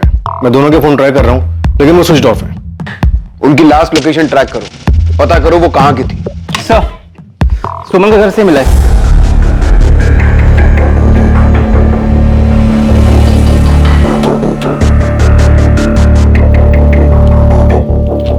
स्टेट सिविल सर्विसेज का लेटर है, सुमन का सिलेक्शन हो गया। इंटरव्यू की डेट भेजिए। बहुत मेहनत की होगी उसने अपनी जिंदगी में आगे बढ़ने के लिए। ये लोग सो रहे थे जब खिड़की से किसी ने गोली मारी, लेकिन उनकी डेड बॉडीज बेड पर ऐसे पड़ी थी मानो गोली लगने के बाद हिली तक नहीं। सर, वैसे इस परिवार के बारे में एक और बात पता चली है। गजेंद्र चौहान और उनके झगड़े के बारे में तो पूरे गांव को पता है साहब। कोई और भी है जिसकी उनके साथ कोई दुश्मनी थी? दुश्मनी का तो पता नहीं साहब, पर एक बात हुई थी। उनकी बड़ी बेटी है ना किरण, उसकी सास उमा और चाचा ससुर केशव, वो दोनों बहुत नाराज थे उन लोगों से। किस बात पर वो तो नहीं पता, पर गांव वालों को मैंने बात करते हुए सुना था। लेकिन सुमन के परिवार वालों ने तो ऐसी किसी अनबन का जिक्र नहीं किया। सर, वो उनकी बेटी किरण के ससुराल वाले, उन्हें लगा होगा अगर पुलिस के सामने ऐसी कोई बात बताएंगे तो किरण के ससुराल वाले बुरा मान सकते और किरण किसी मुसीबत में पड़ सकती। हाँ, लेकिन उनके घर की 3 बेटियां एक ही रात में बेरहमी से मारी गई। ऐसे में उन्हें हमें हर छोटी से छोटी बात, हर शक के बारे में बताना चाहिए था।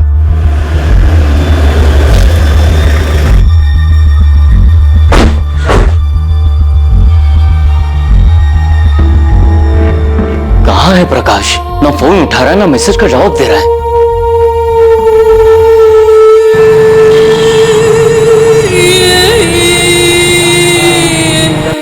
आप लोगों ने बताया नहीं कि आपकी बेटी सुमन ने यूपी स्टेट सिविल सर्विस का एग्जाम पास किया? कैसी बातें कर रहे हैं साहब, हमें तो इस बारे में कुछ भी नहीं बताया। कुंदन, सुविधा, किरण, क्या तुम लोगों को कुछ पता है? नहीं भैया, हमें तो कुछ नहीं पता है। आपकी बेटी स्टेट लेवल का एग्जाम पास करती है, उसे इंटरव्यू के लिए लेटर आता है और वो आप लोगों से कुछ नहीं बताती। क्या घर में उसकी पढ़ाई या फिर उसे काम करने को लेकर कोई मनाही थी? हम तो सुमन को हमेशा प्रोत्साहित करते थे और हमने अपने घर की बेटियों को कभी पढ़ने से नहीं रोका है। माँ, एक अच्छी खबर है। सुमन ने मुझे बताया था, उसने कहा था अगर वो एग्जाम पास हो जाएगी तो घर में सबको बता देगी। और जिस दिन हम घर से भाग रहे थे, शायद उसी दिन सुमन इस चिट्ठी के बारे में मुझे कुछ बताने आई थी। लेकिन फिर सुमन के पापा आ गए और इस बीच में सुमन का ये सब सही रह गया। ये लोग साहब, ये ज्ञान भैया की बेटी किरण है, उनके पति पंकज और ये पंकज की माँ उमा जी। हमने सुना है कि किरण के ससुराल में और आप लोगों के बीच कुछ अनबन थी। नहीं, ऐसा कुछ भी नहीं था। ऐसा कुछ नहीं हुआ था साहब। झूठ मत बोली, पूरे गांव में ये बात फैली हुई है कि आप दोनों परिवारों में कुछ तो हुआ था। शादी में छोटी मोटी कहासुनी हो गई होगी, जिसे गांव वाले बड़ा चढ़ाकर बोल रहे हैं। ऐसा कुछ भी नहीं हुआ था, हमारे यहाँ बिल्कुल सब कुछ ठीक था। तुझे पता है ये किसने किया था? नहीं, मुझे तो नहीं पता। तू कल रात को उसके घर जाने वाला था। देख, ऐसा कुछ नहीं हुआ, ना ही मैं वहां गया था और ना ही जाने वाला था। साले कमीने, मैं तुझे छोड़ूंगा नहीं। तेरी हिम्मत कैसे? तुझे जो चाहिए था वो तुझे नहीं मिला तो तूने मुझे मार दिया।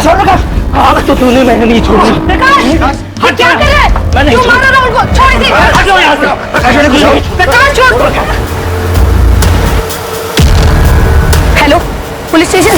पड़ोसी तो बेकार की बातें बनाते ही रहते हैं साहब।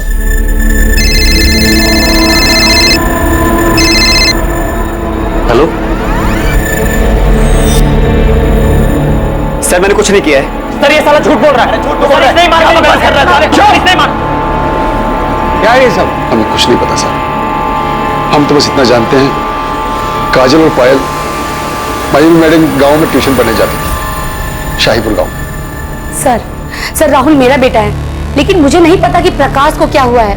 सर इसकी कोई गलती नहीं, प्लीज इसे जाने दीजिए। सर ये दोनों माँ बेटे झूठ बोल रहे हैं। ये साला मेरी बहन पायल के पीछे पड़ा हुआ था, और जब उसने इसे मना कर दिया तो इसने उसे मार डाला।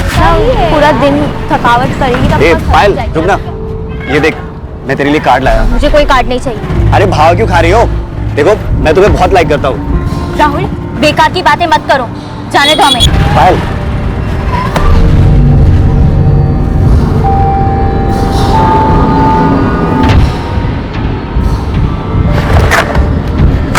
प्रकाश, ये पहली और आखिरी बार थी, इसलिए तुझे छोड़ रहा हूं। आज के बाद अगर पायल के आसपास भी दिखाई दिया ना, जान से मारता हूं तुझे।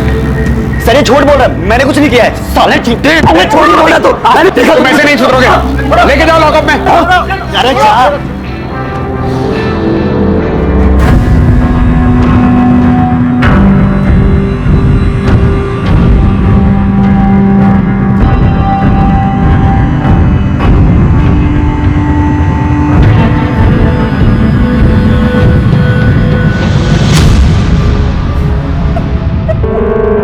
सर दोनों विक्टिम्स के बॉडी में सेडेटिव के ट्रेसेस मिले हैं, मतलब मारने के पहले बेहोश किया गया था। हॉस्पिटल से सुमन का ब्लड सैंपल भी आ गया है, उसे भी स्टडी कर रहे हैं। मुझे पूरा यकीन है कि सुमन के ब्लड में से भी आपको इसी सेडेटिव के ट्रेसेस मिलेंगे। हमें पहले से ही शक था कि ऐसा ही कुछ हुआ है, क्योंकि तीनों सुमन, पायल और काजल सोते हुए मिले।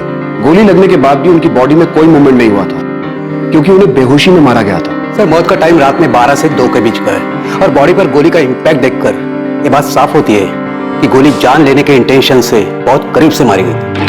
सर फॉरेंसिक टीम ने गोली और शेल से गन आइडेंटिफाई कर लिया है। .32 कैलिबर गन है, इसके ऊपर साइलेंसर लगाया जा सकता है। ये तो काफी कॉमन गन है। खबरी को काम पे लगाओ, उसे कहो सप्लायर का पता करे, और ये भी पता लगाओ कि गांव में किसी के पास ये गन है या हाल फिलहाल में किसी ने इस गन को खरीदा है। तो वैसे एक बात समझ में नहीं आ रही, परिवार के सारे लोग बाहर थे, घर का दरवाजा अंदर से बंद था, तो सुमन, पायल और काजल इन तीनों को नशे की गोली कब, किसने और कैसे दी? हाँ दीदी। फैमिली को गजेंद्र और मोहन पर शक है। हो सकता है ये काम पायल के आशिक राहुल का हो, या फिर किरण के ससुराल वालों का इसमें हाथ हो। तुम दोनों बच्चियों की बॉडी फैमिलीज को सौंप दो, और प्रकाश को भी अभी के लिए जाने दो। अंतिम संस्कार के बाद बात करेंगे उससे। और सर राहुल, चलो जाओ बाहर। आप मुझे क्यों नहीं छोड़ रहे हैं सर? मैंने कुछ नहीं किया है। अभी बस इसको छोड़ने को कहा है।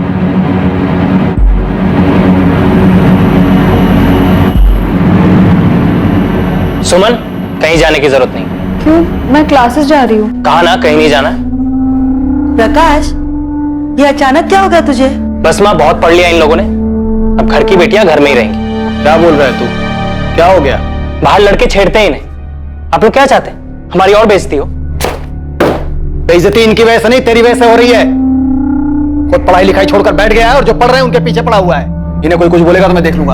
आपकी बेटियों को छेड़ते हैं बाहर लड़के। प्रकाश, तू अपने काम से काम रख। घर के मामले में बोलने के लिए घर के बड़े जिंदा है अभी, समझा तू? सुमन, तुम जाओ पढ़ने, तुम्हें कोई नहीं रोकेगा।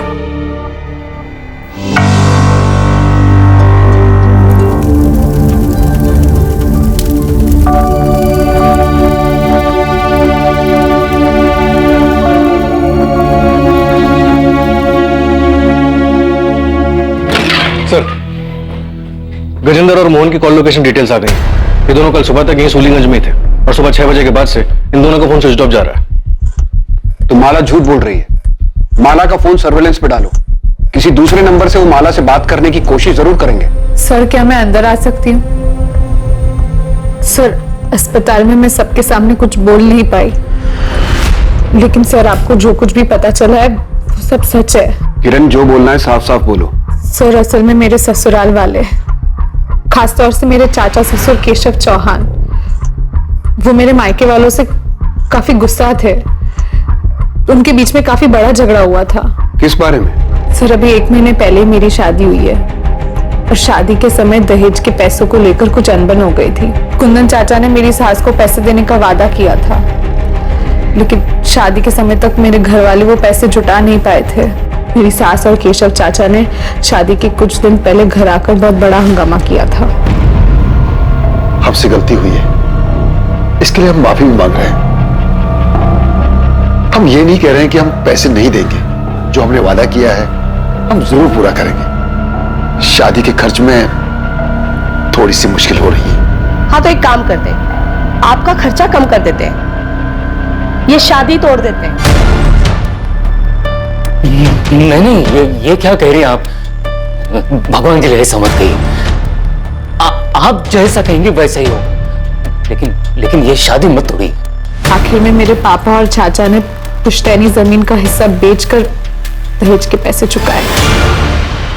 धीरे धीरे सच सामने आ रहा था, लेकिन अब भी असली अपराधी को पकड़ना मुश्किल साबित हो रहा था। कौन था असली कातिल और क्या था इन हत्याओं के पीछे का सच? मैंने कुंदन को कहा था कि उन्हें मना कर दे। हाँ, मैं वहां गया भी था, लेकिन मुझसे ना नहीं बोला गया। मुझे भी लगा वो लोग जो कह रहे थे वो सही कह रहे थे। हमारा पंकज जैसा लड़का सबको नहीं मिलता। बड़ी फैक्ट्री में मैनेजर है भाई। शादी के लिए तो लड़कियों की लाइन लगी हुई थी, पर उसको तो किरण ही पसंद आई। अब किरण की शादी हो जाएगी, एक बोझ कम हो जाएगा, फिर शादी के लिए रह जाएंगी 3 लड़कियां।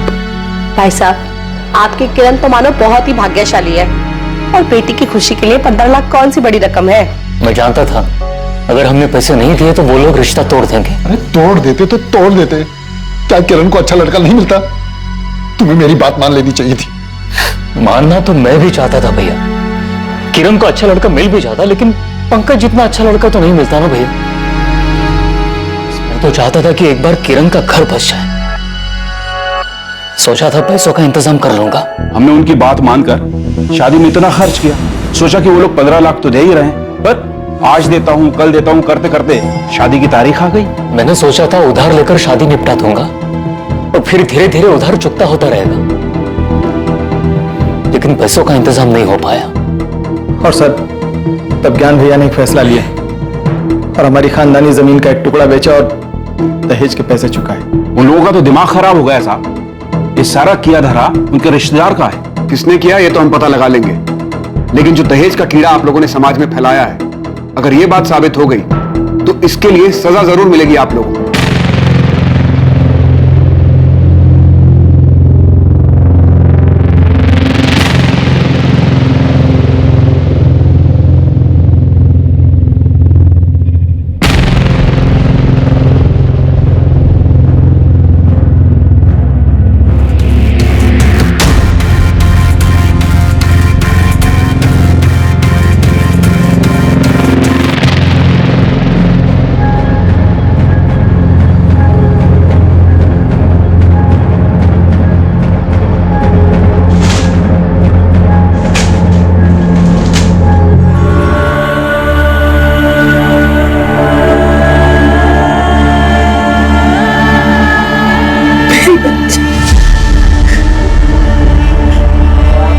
ऐसे कैसे उन लोगों ने दुश्मनी निकाली?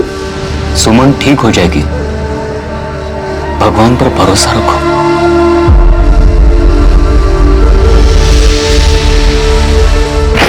सर, वीरेंद्र और मोहन के फोन अभी भी बंद आ रहे हैं, लेकिन माला के पिछले 72 घंटों के कॉल लॉग्स में 2 अलग अलग लैंडलाइन नंबर से कॉल्स आए, जिसपे एक नंबर पे 7 मिनट और एक नंबर पे 10 मिनट बात भी हुई है। ये माला तो कुछ बोलेगी नहीं और हम उसे अरेस्ट भी नहीं कर सकते। एक काम करो, कांस्टेबल से बोलो कि उस पर नजर रखे और एक गजेंद्र और मोहन के बारे में पता करो कि इनका कोई साथी या रिश्तेदार रहता है क्या कानपुर या उन्नाव में। शायद ये लोग वहां छुपे हो। Okay sir. गन सप्लायर से कोई लीड मिली?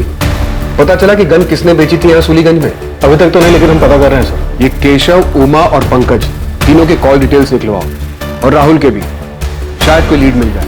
और राहुल का दोस्त कपिल, उससे कोई बात हुई? उसे बुलाया सर, आता ही होगा। कपिल सच सच बोलो, क्या राहुल का कोई हाथ है इस सब में? राहुल ऐसा नहीं कर सकता सर। राहुल पायल का पीछा करता था ना, और कई बार तुम भी होते थे राहुल के साथ। कहीं खून की प्लानिंग में राहुल के साथ तुम भी तो शामिल नहीं थे? मैंने ऐसा कुछ नहीं किया सर।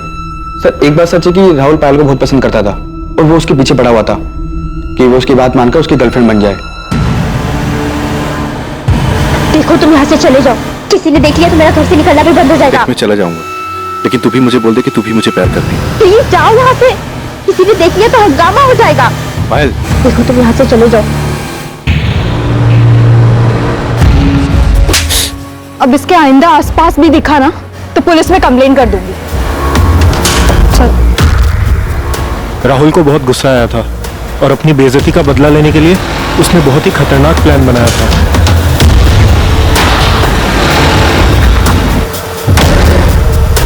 अभी ना सब पानी फेंका है, अगली बार सच में से फेंकूंगा।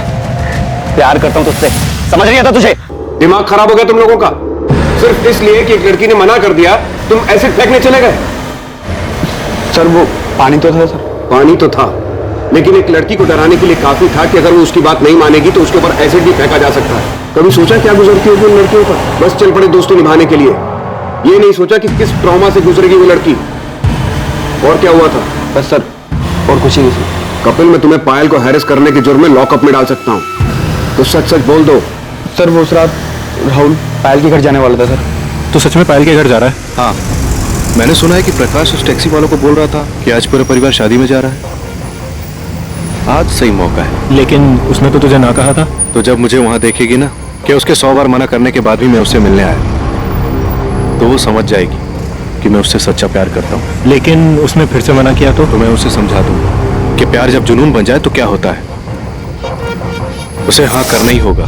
तो पायल का पीछा करता था, उसके मना करने के बाद भी तो उसके पीछे पड़ा रहा, यहां तक कि प्रकाश और सुमन के डांटने के बाद भी तो अपनी हरकतों से बाज नहीं आया। तूने उसके ऊपर पानी फेंककर उसे धमकी दी कि अगर उसने हाँ नहीं किया तो तू उसके ऊपर एसिड फेंक देगा। नहीं सर, मैं पसंद करता था उसे, प्यार करता था उससे, और सुमन दी ने जब मुझे मारा तो मुझे बहुत बुरा लगा था, इसीलिए मैंने पायल को धमकी दी थी। जिस दिन पायल का मर्डर हुआ तो उसके घर गया था ना, तो क्या हुआ था वहां? तू वहां पहुंचा, पायल को प्रपोज किया, पायल ने फिर मना किया, तुझे गुस्सा आ गया। इतनी बेइज्जती और इनकार के बाद तूने पहले तीनों बहनों के खाने में नशे की दवा मिलाई और फिर आधी रात को वापस आकर उन्हें मार दिया। ऐसा कुछ नहीं हुआ था, मैं तो वहां गया भी नहीं था। राहुल झूठ मत बोल। सर मैं सच कह रहा हूं, मैंने वहां जाने का सोचा था, लेकिन पापा घर में थे इसलिए मैं घर से बाहर निकल नहीं पाया। सर आप चाहे तो मेरे घर वालों से पूछ सकते हैं। सर मैंने राहुल के पेरेंट्स से बात की, उनका कहना है कि राहुल उस रात घर पे था। माँ बाप हैं, अपने बेटे को बचाने के लिए सच झूठ कुछ भी बोलेंगे। कॉल रिकॉर्ड्स आ जाएं एक बार राहुल के, पता चल जाएगा कौन कितना सच बोल रहा है। तुमने सुमन के परिवार के बारे में पता किया? उस रात वो बालीपुर में कहां थे? हाँ सर, अपने रिश्तेदार के घर में रुके थे। सुनीता और गंगा रिश्तेदार के घर में, ज्ञान और सुमित पड़ोसियों के यहाँ, और प्रकाश और कुंदन खलियान में। सर आपको वाकई में इस राहुल पर शक है?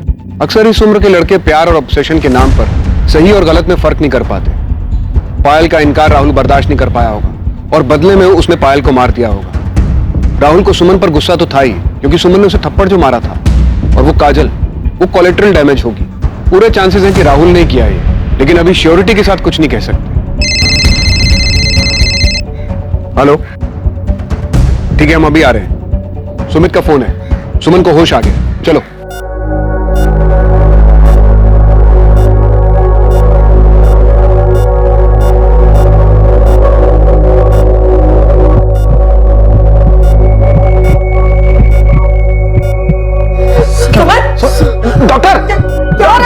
क्या हुआ?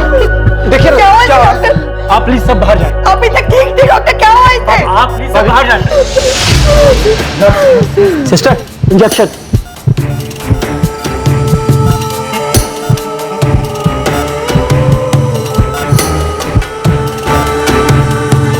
क्या हुआ? तुमने तो फोन किया था कि सुमन को होश आ गया, फिर ये सब? हाँ भैया होश आ गया था, फिर पता नहीं क्या हुआ, डॉक्टर ने हम लोग को बाहर निकाल दिया और सर पता नहीं सुमन को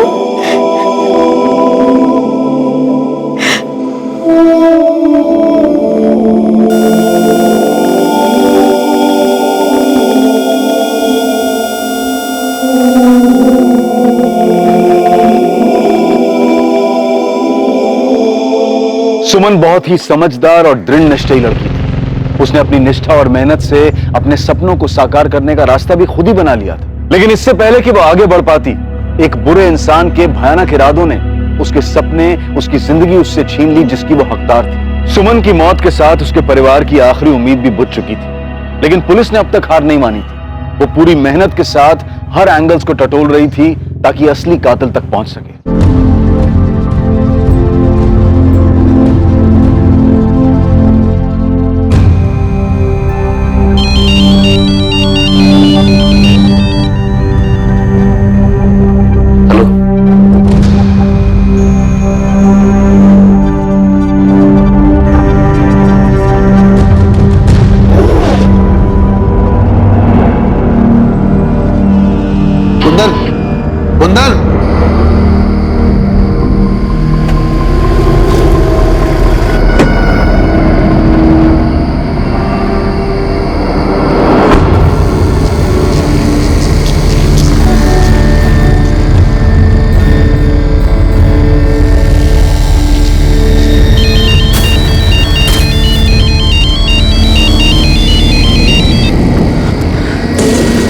भैया कहाँ हो कुंदन? भैया निसोली। वहां क्या कर रहे हो? बदला लेने आए हो भैया। छोड़ूंगा ना मैं कमेरों को। किससे? किसकी बात कर रहे हो? कुंदन, कुंदन, कुंदन, हेलो, हेलो, क्या हुआ? सर पूरे परिवार के फोन लोकेशन डिटेल्स और कॉल रिकॉर्ड्स आ चुके हैं। देखो शायद उसमें कोई लीड मिल जाए। क्या हुआ, आप लोग इतने घबराए हुए क्यों हैं? मैं कुंदन से फोन पे बात कर रहा था, एक चीख सुनाई दी, लगता है किसी ने उस पर हमला किया। उसने फोन भी नहीं उठाया। उसने कुछ बताया? कहाँ है वो? साहब उसने बताया कि निसोली गांव में है, कुछ बदले की बात कर रहा था। निसोली में कौन है? निसोली में हमारे दादाजी का घर है जो बहुत दिनों से बंद पड़ा है। आपके दादाजी मतलब गजेंद्र के पिताजी का? जी सर। कब तक ऐसे अलग अलग जगह छुपते फिरेंगे? बस कुछ और दिन बाबूजी, अब तो सुमन ही नहीं रही।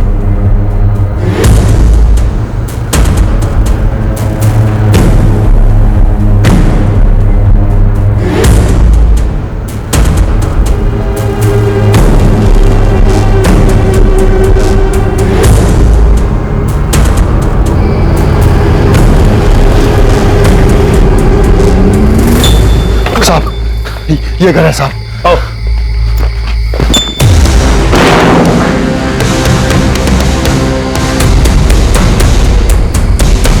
कुंदन कहाँ है? कहाँ है कुंदन? हमें नहीं पता, हमें नहीं पता कहाँ है। सर!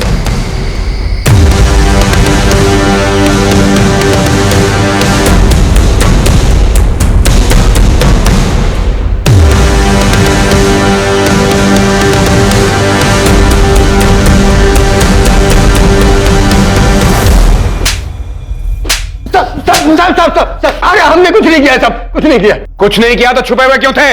डर गए थे, हमको लगा कि वो सारा इल्जाम वो लोग हम पर डाल देंगे, तो इसलिए साहब हमारा यकीन कीजिए हमने कुछ नहीं किया। हमको तो ये भी नहीं मालूम था कि वो अंदर अंदर पड़ा हुआ है। तुम लोग किसी भी हद तक जा सकते हो। तुम लोगों ने कुंदन और उसके परिवार को धमकी दी थी ना, उनके परिवार की औरतों के साथ मारपीट की और आखिर में बच्चियों को मार के अपना बदला पूरा किया। जमीन के लिए किया ना ये सब? हम मानते हैं कि हमने धमकी दी थी, सुनीता और गंगा के साथ हाथापाई भी हुई थी, लेकिन हमने कत्ल वाले दिन नहीं, उसे 4 दिन पहले धमकी दी थी। तब हमने बच्चियों को नहीं मारा है। अगर मारना होता तो हम उस प्रकाश को मारते, बच्चियों को नहीं। अब चाहे तो जांच कर सकते। उस रात हम उस घर के आसपास भी नहीं गए थे साहब। सर आपसे एक बात, ये बाप बेटा तो एक ही रट लगाए हुए कि इन्होंने नहीं मारा। मुझे भी लगता है कि दोनों सच बोल रहे हैं। तुम बताओ क्या बात करनी थी? सर ये देखिए,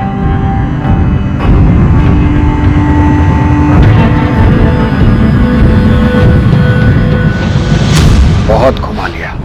तुम बालीपुर में नहीं थे, रात होने के बाद तुम वहां से निकल गए। सूलीगंज आकर तुमने सुमन, पायल, काजल को मारा और फिर वापस बालीपुर लौट गए। क्यों प्रकाश?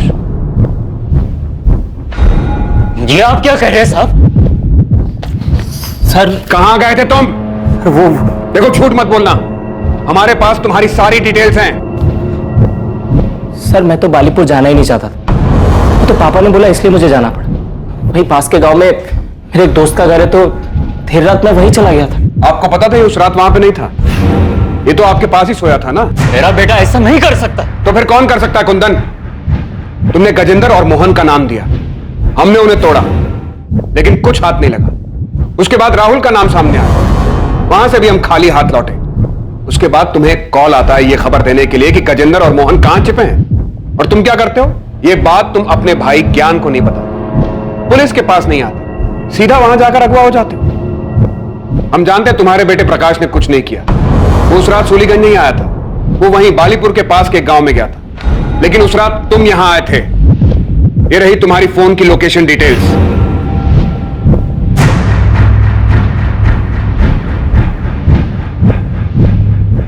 अब तुम बताओगे कि तुमने मारा और क्यों मारा, या फिर तुम्हारे बेटे प्रकाश को डालें जेल में? हाँ, मैंने ही मारा है सुमन, काजल और पायल को। प्रकाश ने कुछ नहीं किया है, मैंने ही किया है सब कुछ।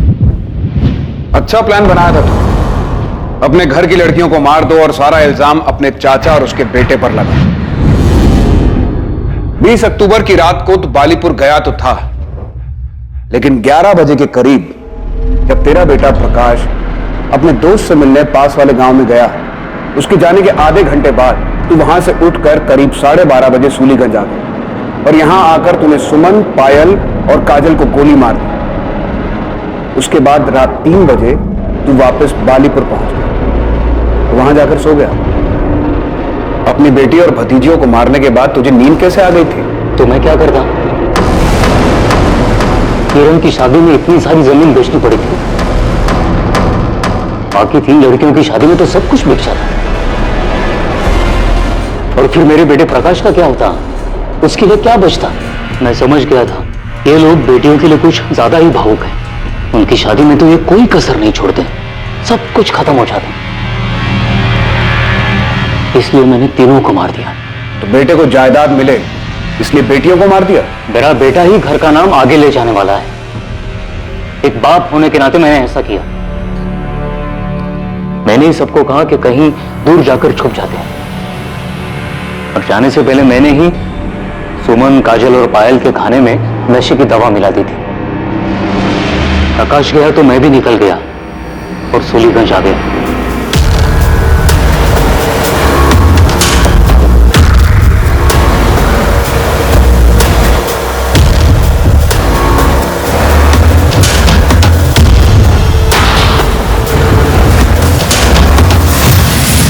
गन कहां से मिली तुम्हें?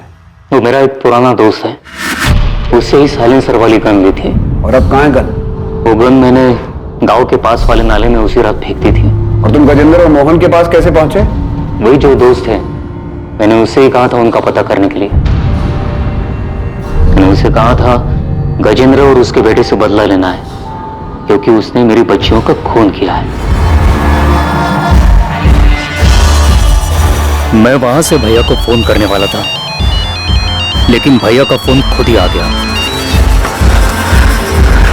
हाँ भैया। कहाँ हो कुंदन? भैया निसोली। वहां क्या कर रहे हो? कुंदन, कुंदन! मैंने ही आवाज निकालकर फोन कट कर दिया और वहीं से एक पत्थर उठाकर उससे अपना सर फोड़ दिया, ताकि सबको यही लगे कि गजेंद्र चाचा जी और उसके बेटे ने मुझे मारा है। और स्टोर रूम में जाकर खुद को बंद कर लिया।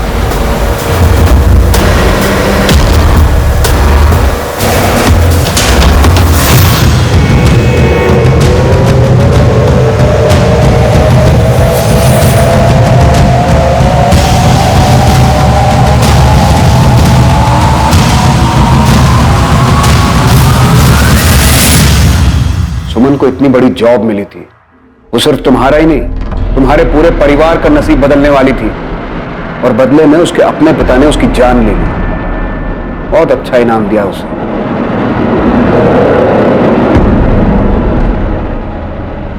एक पिता ने अपनी ही बेटी की जान ले ली सिर्फ इसलिए क्योंकि वो अपनी जायदाद, उसकी शादी और दहेज पर खर्च नहीं करना चाहता था। उसे सब कुछ अपने बेटे के लिए बचाना था। ये बहुत ही ताज्जुब की बात है, सुनकर विश्वास नहीं होता है, लेकिन दुर्भाग्यवश ये सच है। आज भी देश के कई हिस्सों में लड़के और लड़कियों के बीच में भारी मात्रा में पक्षपात करना बहुत ही साधारण सी बात है, क्योंकि सदियों से ये रूढ़िवादी मानसिकता उनके दिमाग में घर कराई जा चुकी है। दहेज मांगना ना सिर्फ गलत है बल्कि कानूनन जुर्म भी है, लेकिन दहेज देना क्या वो गलत नहीं? अपनी बेटी को एक ऐसे परिवार में भेजना जो उसे घर ले आने के लिए पैसों की मांग करे, क्या ये बात गलत नहीं? समाज की प्रगति के लिए ये सवाल करना बहुत जरूरी है। ये समझना बहुत जरूरी है कि लड़की के दहेज पर नहीं बल्कि उसकी पढ़ाई पर खर्च किया जाए, उसे जिंदगी में आगे बढ़ने का मौका दिया जाए। ऐसा करने से ना सिर्फ लड़कियां सशक्त होंगी बल्कि बड़े होकर अपने परिवार का ख्याल भी रख पाएंगी। मुद्दा ये नहीं है कि लड़के लड़कियों से बेहतर हैं या फिर लड़कियां लड़कों से। मुद्दा सिर्फ दोनों के बीच में पक्षपात को रोकने का है, दोनों को समान अवसर देने का है। क्राइम और आपके बीच में सिर्फ इतना फर्क है कि आप कितने सतर्क हैं। सतर्क रहें, सुरक्षित रहें। जय हिंद। इस तरह के और भी एपिसोड देखने के लिए हमारे चैनल को सब्सक्राइब करें और बेल आइकन दबाना ना भूलें।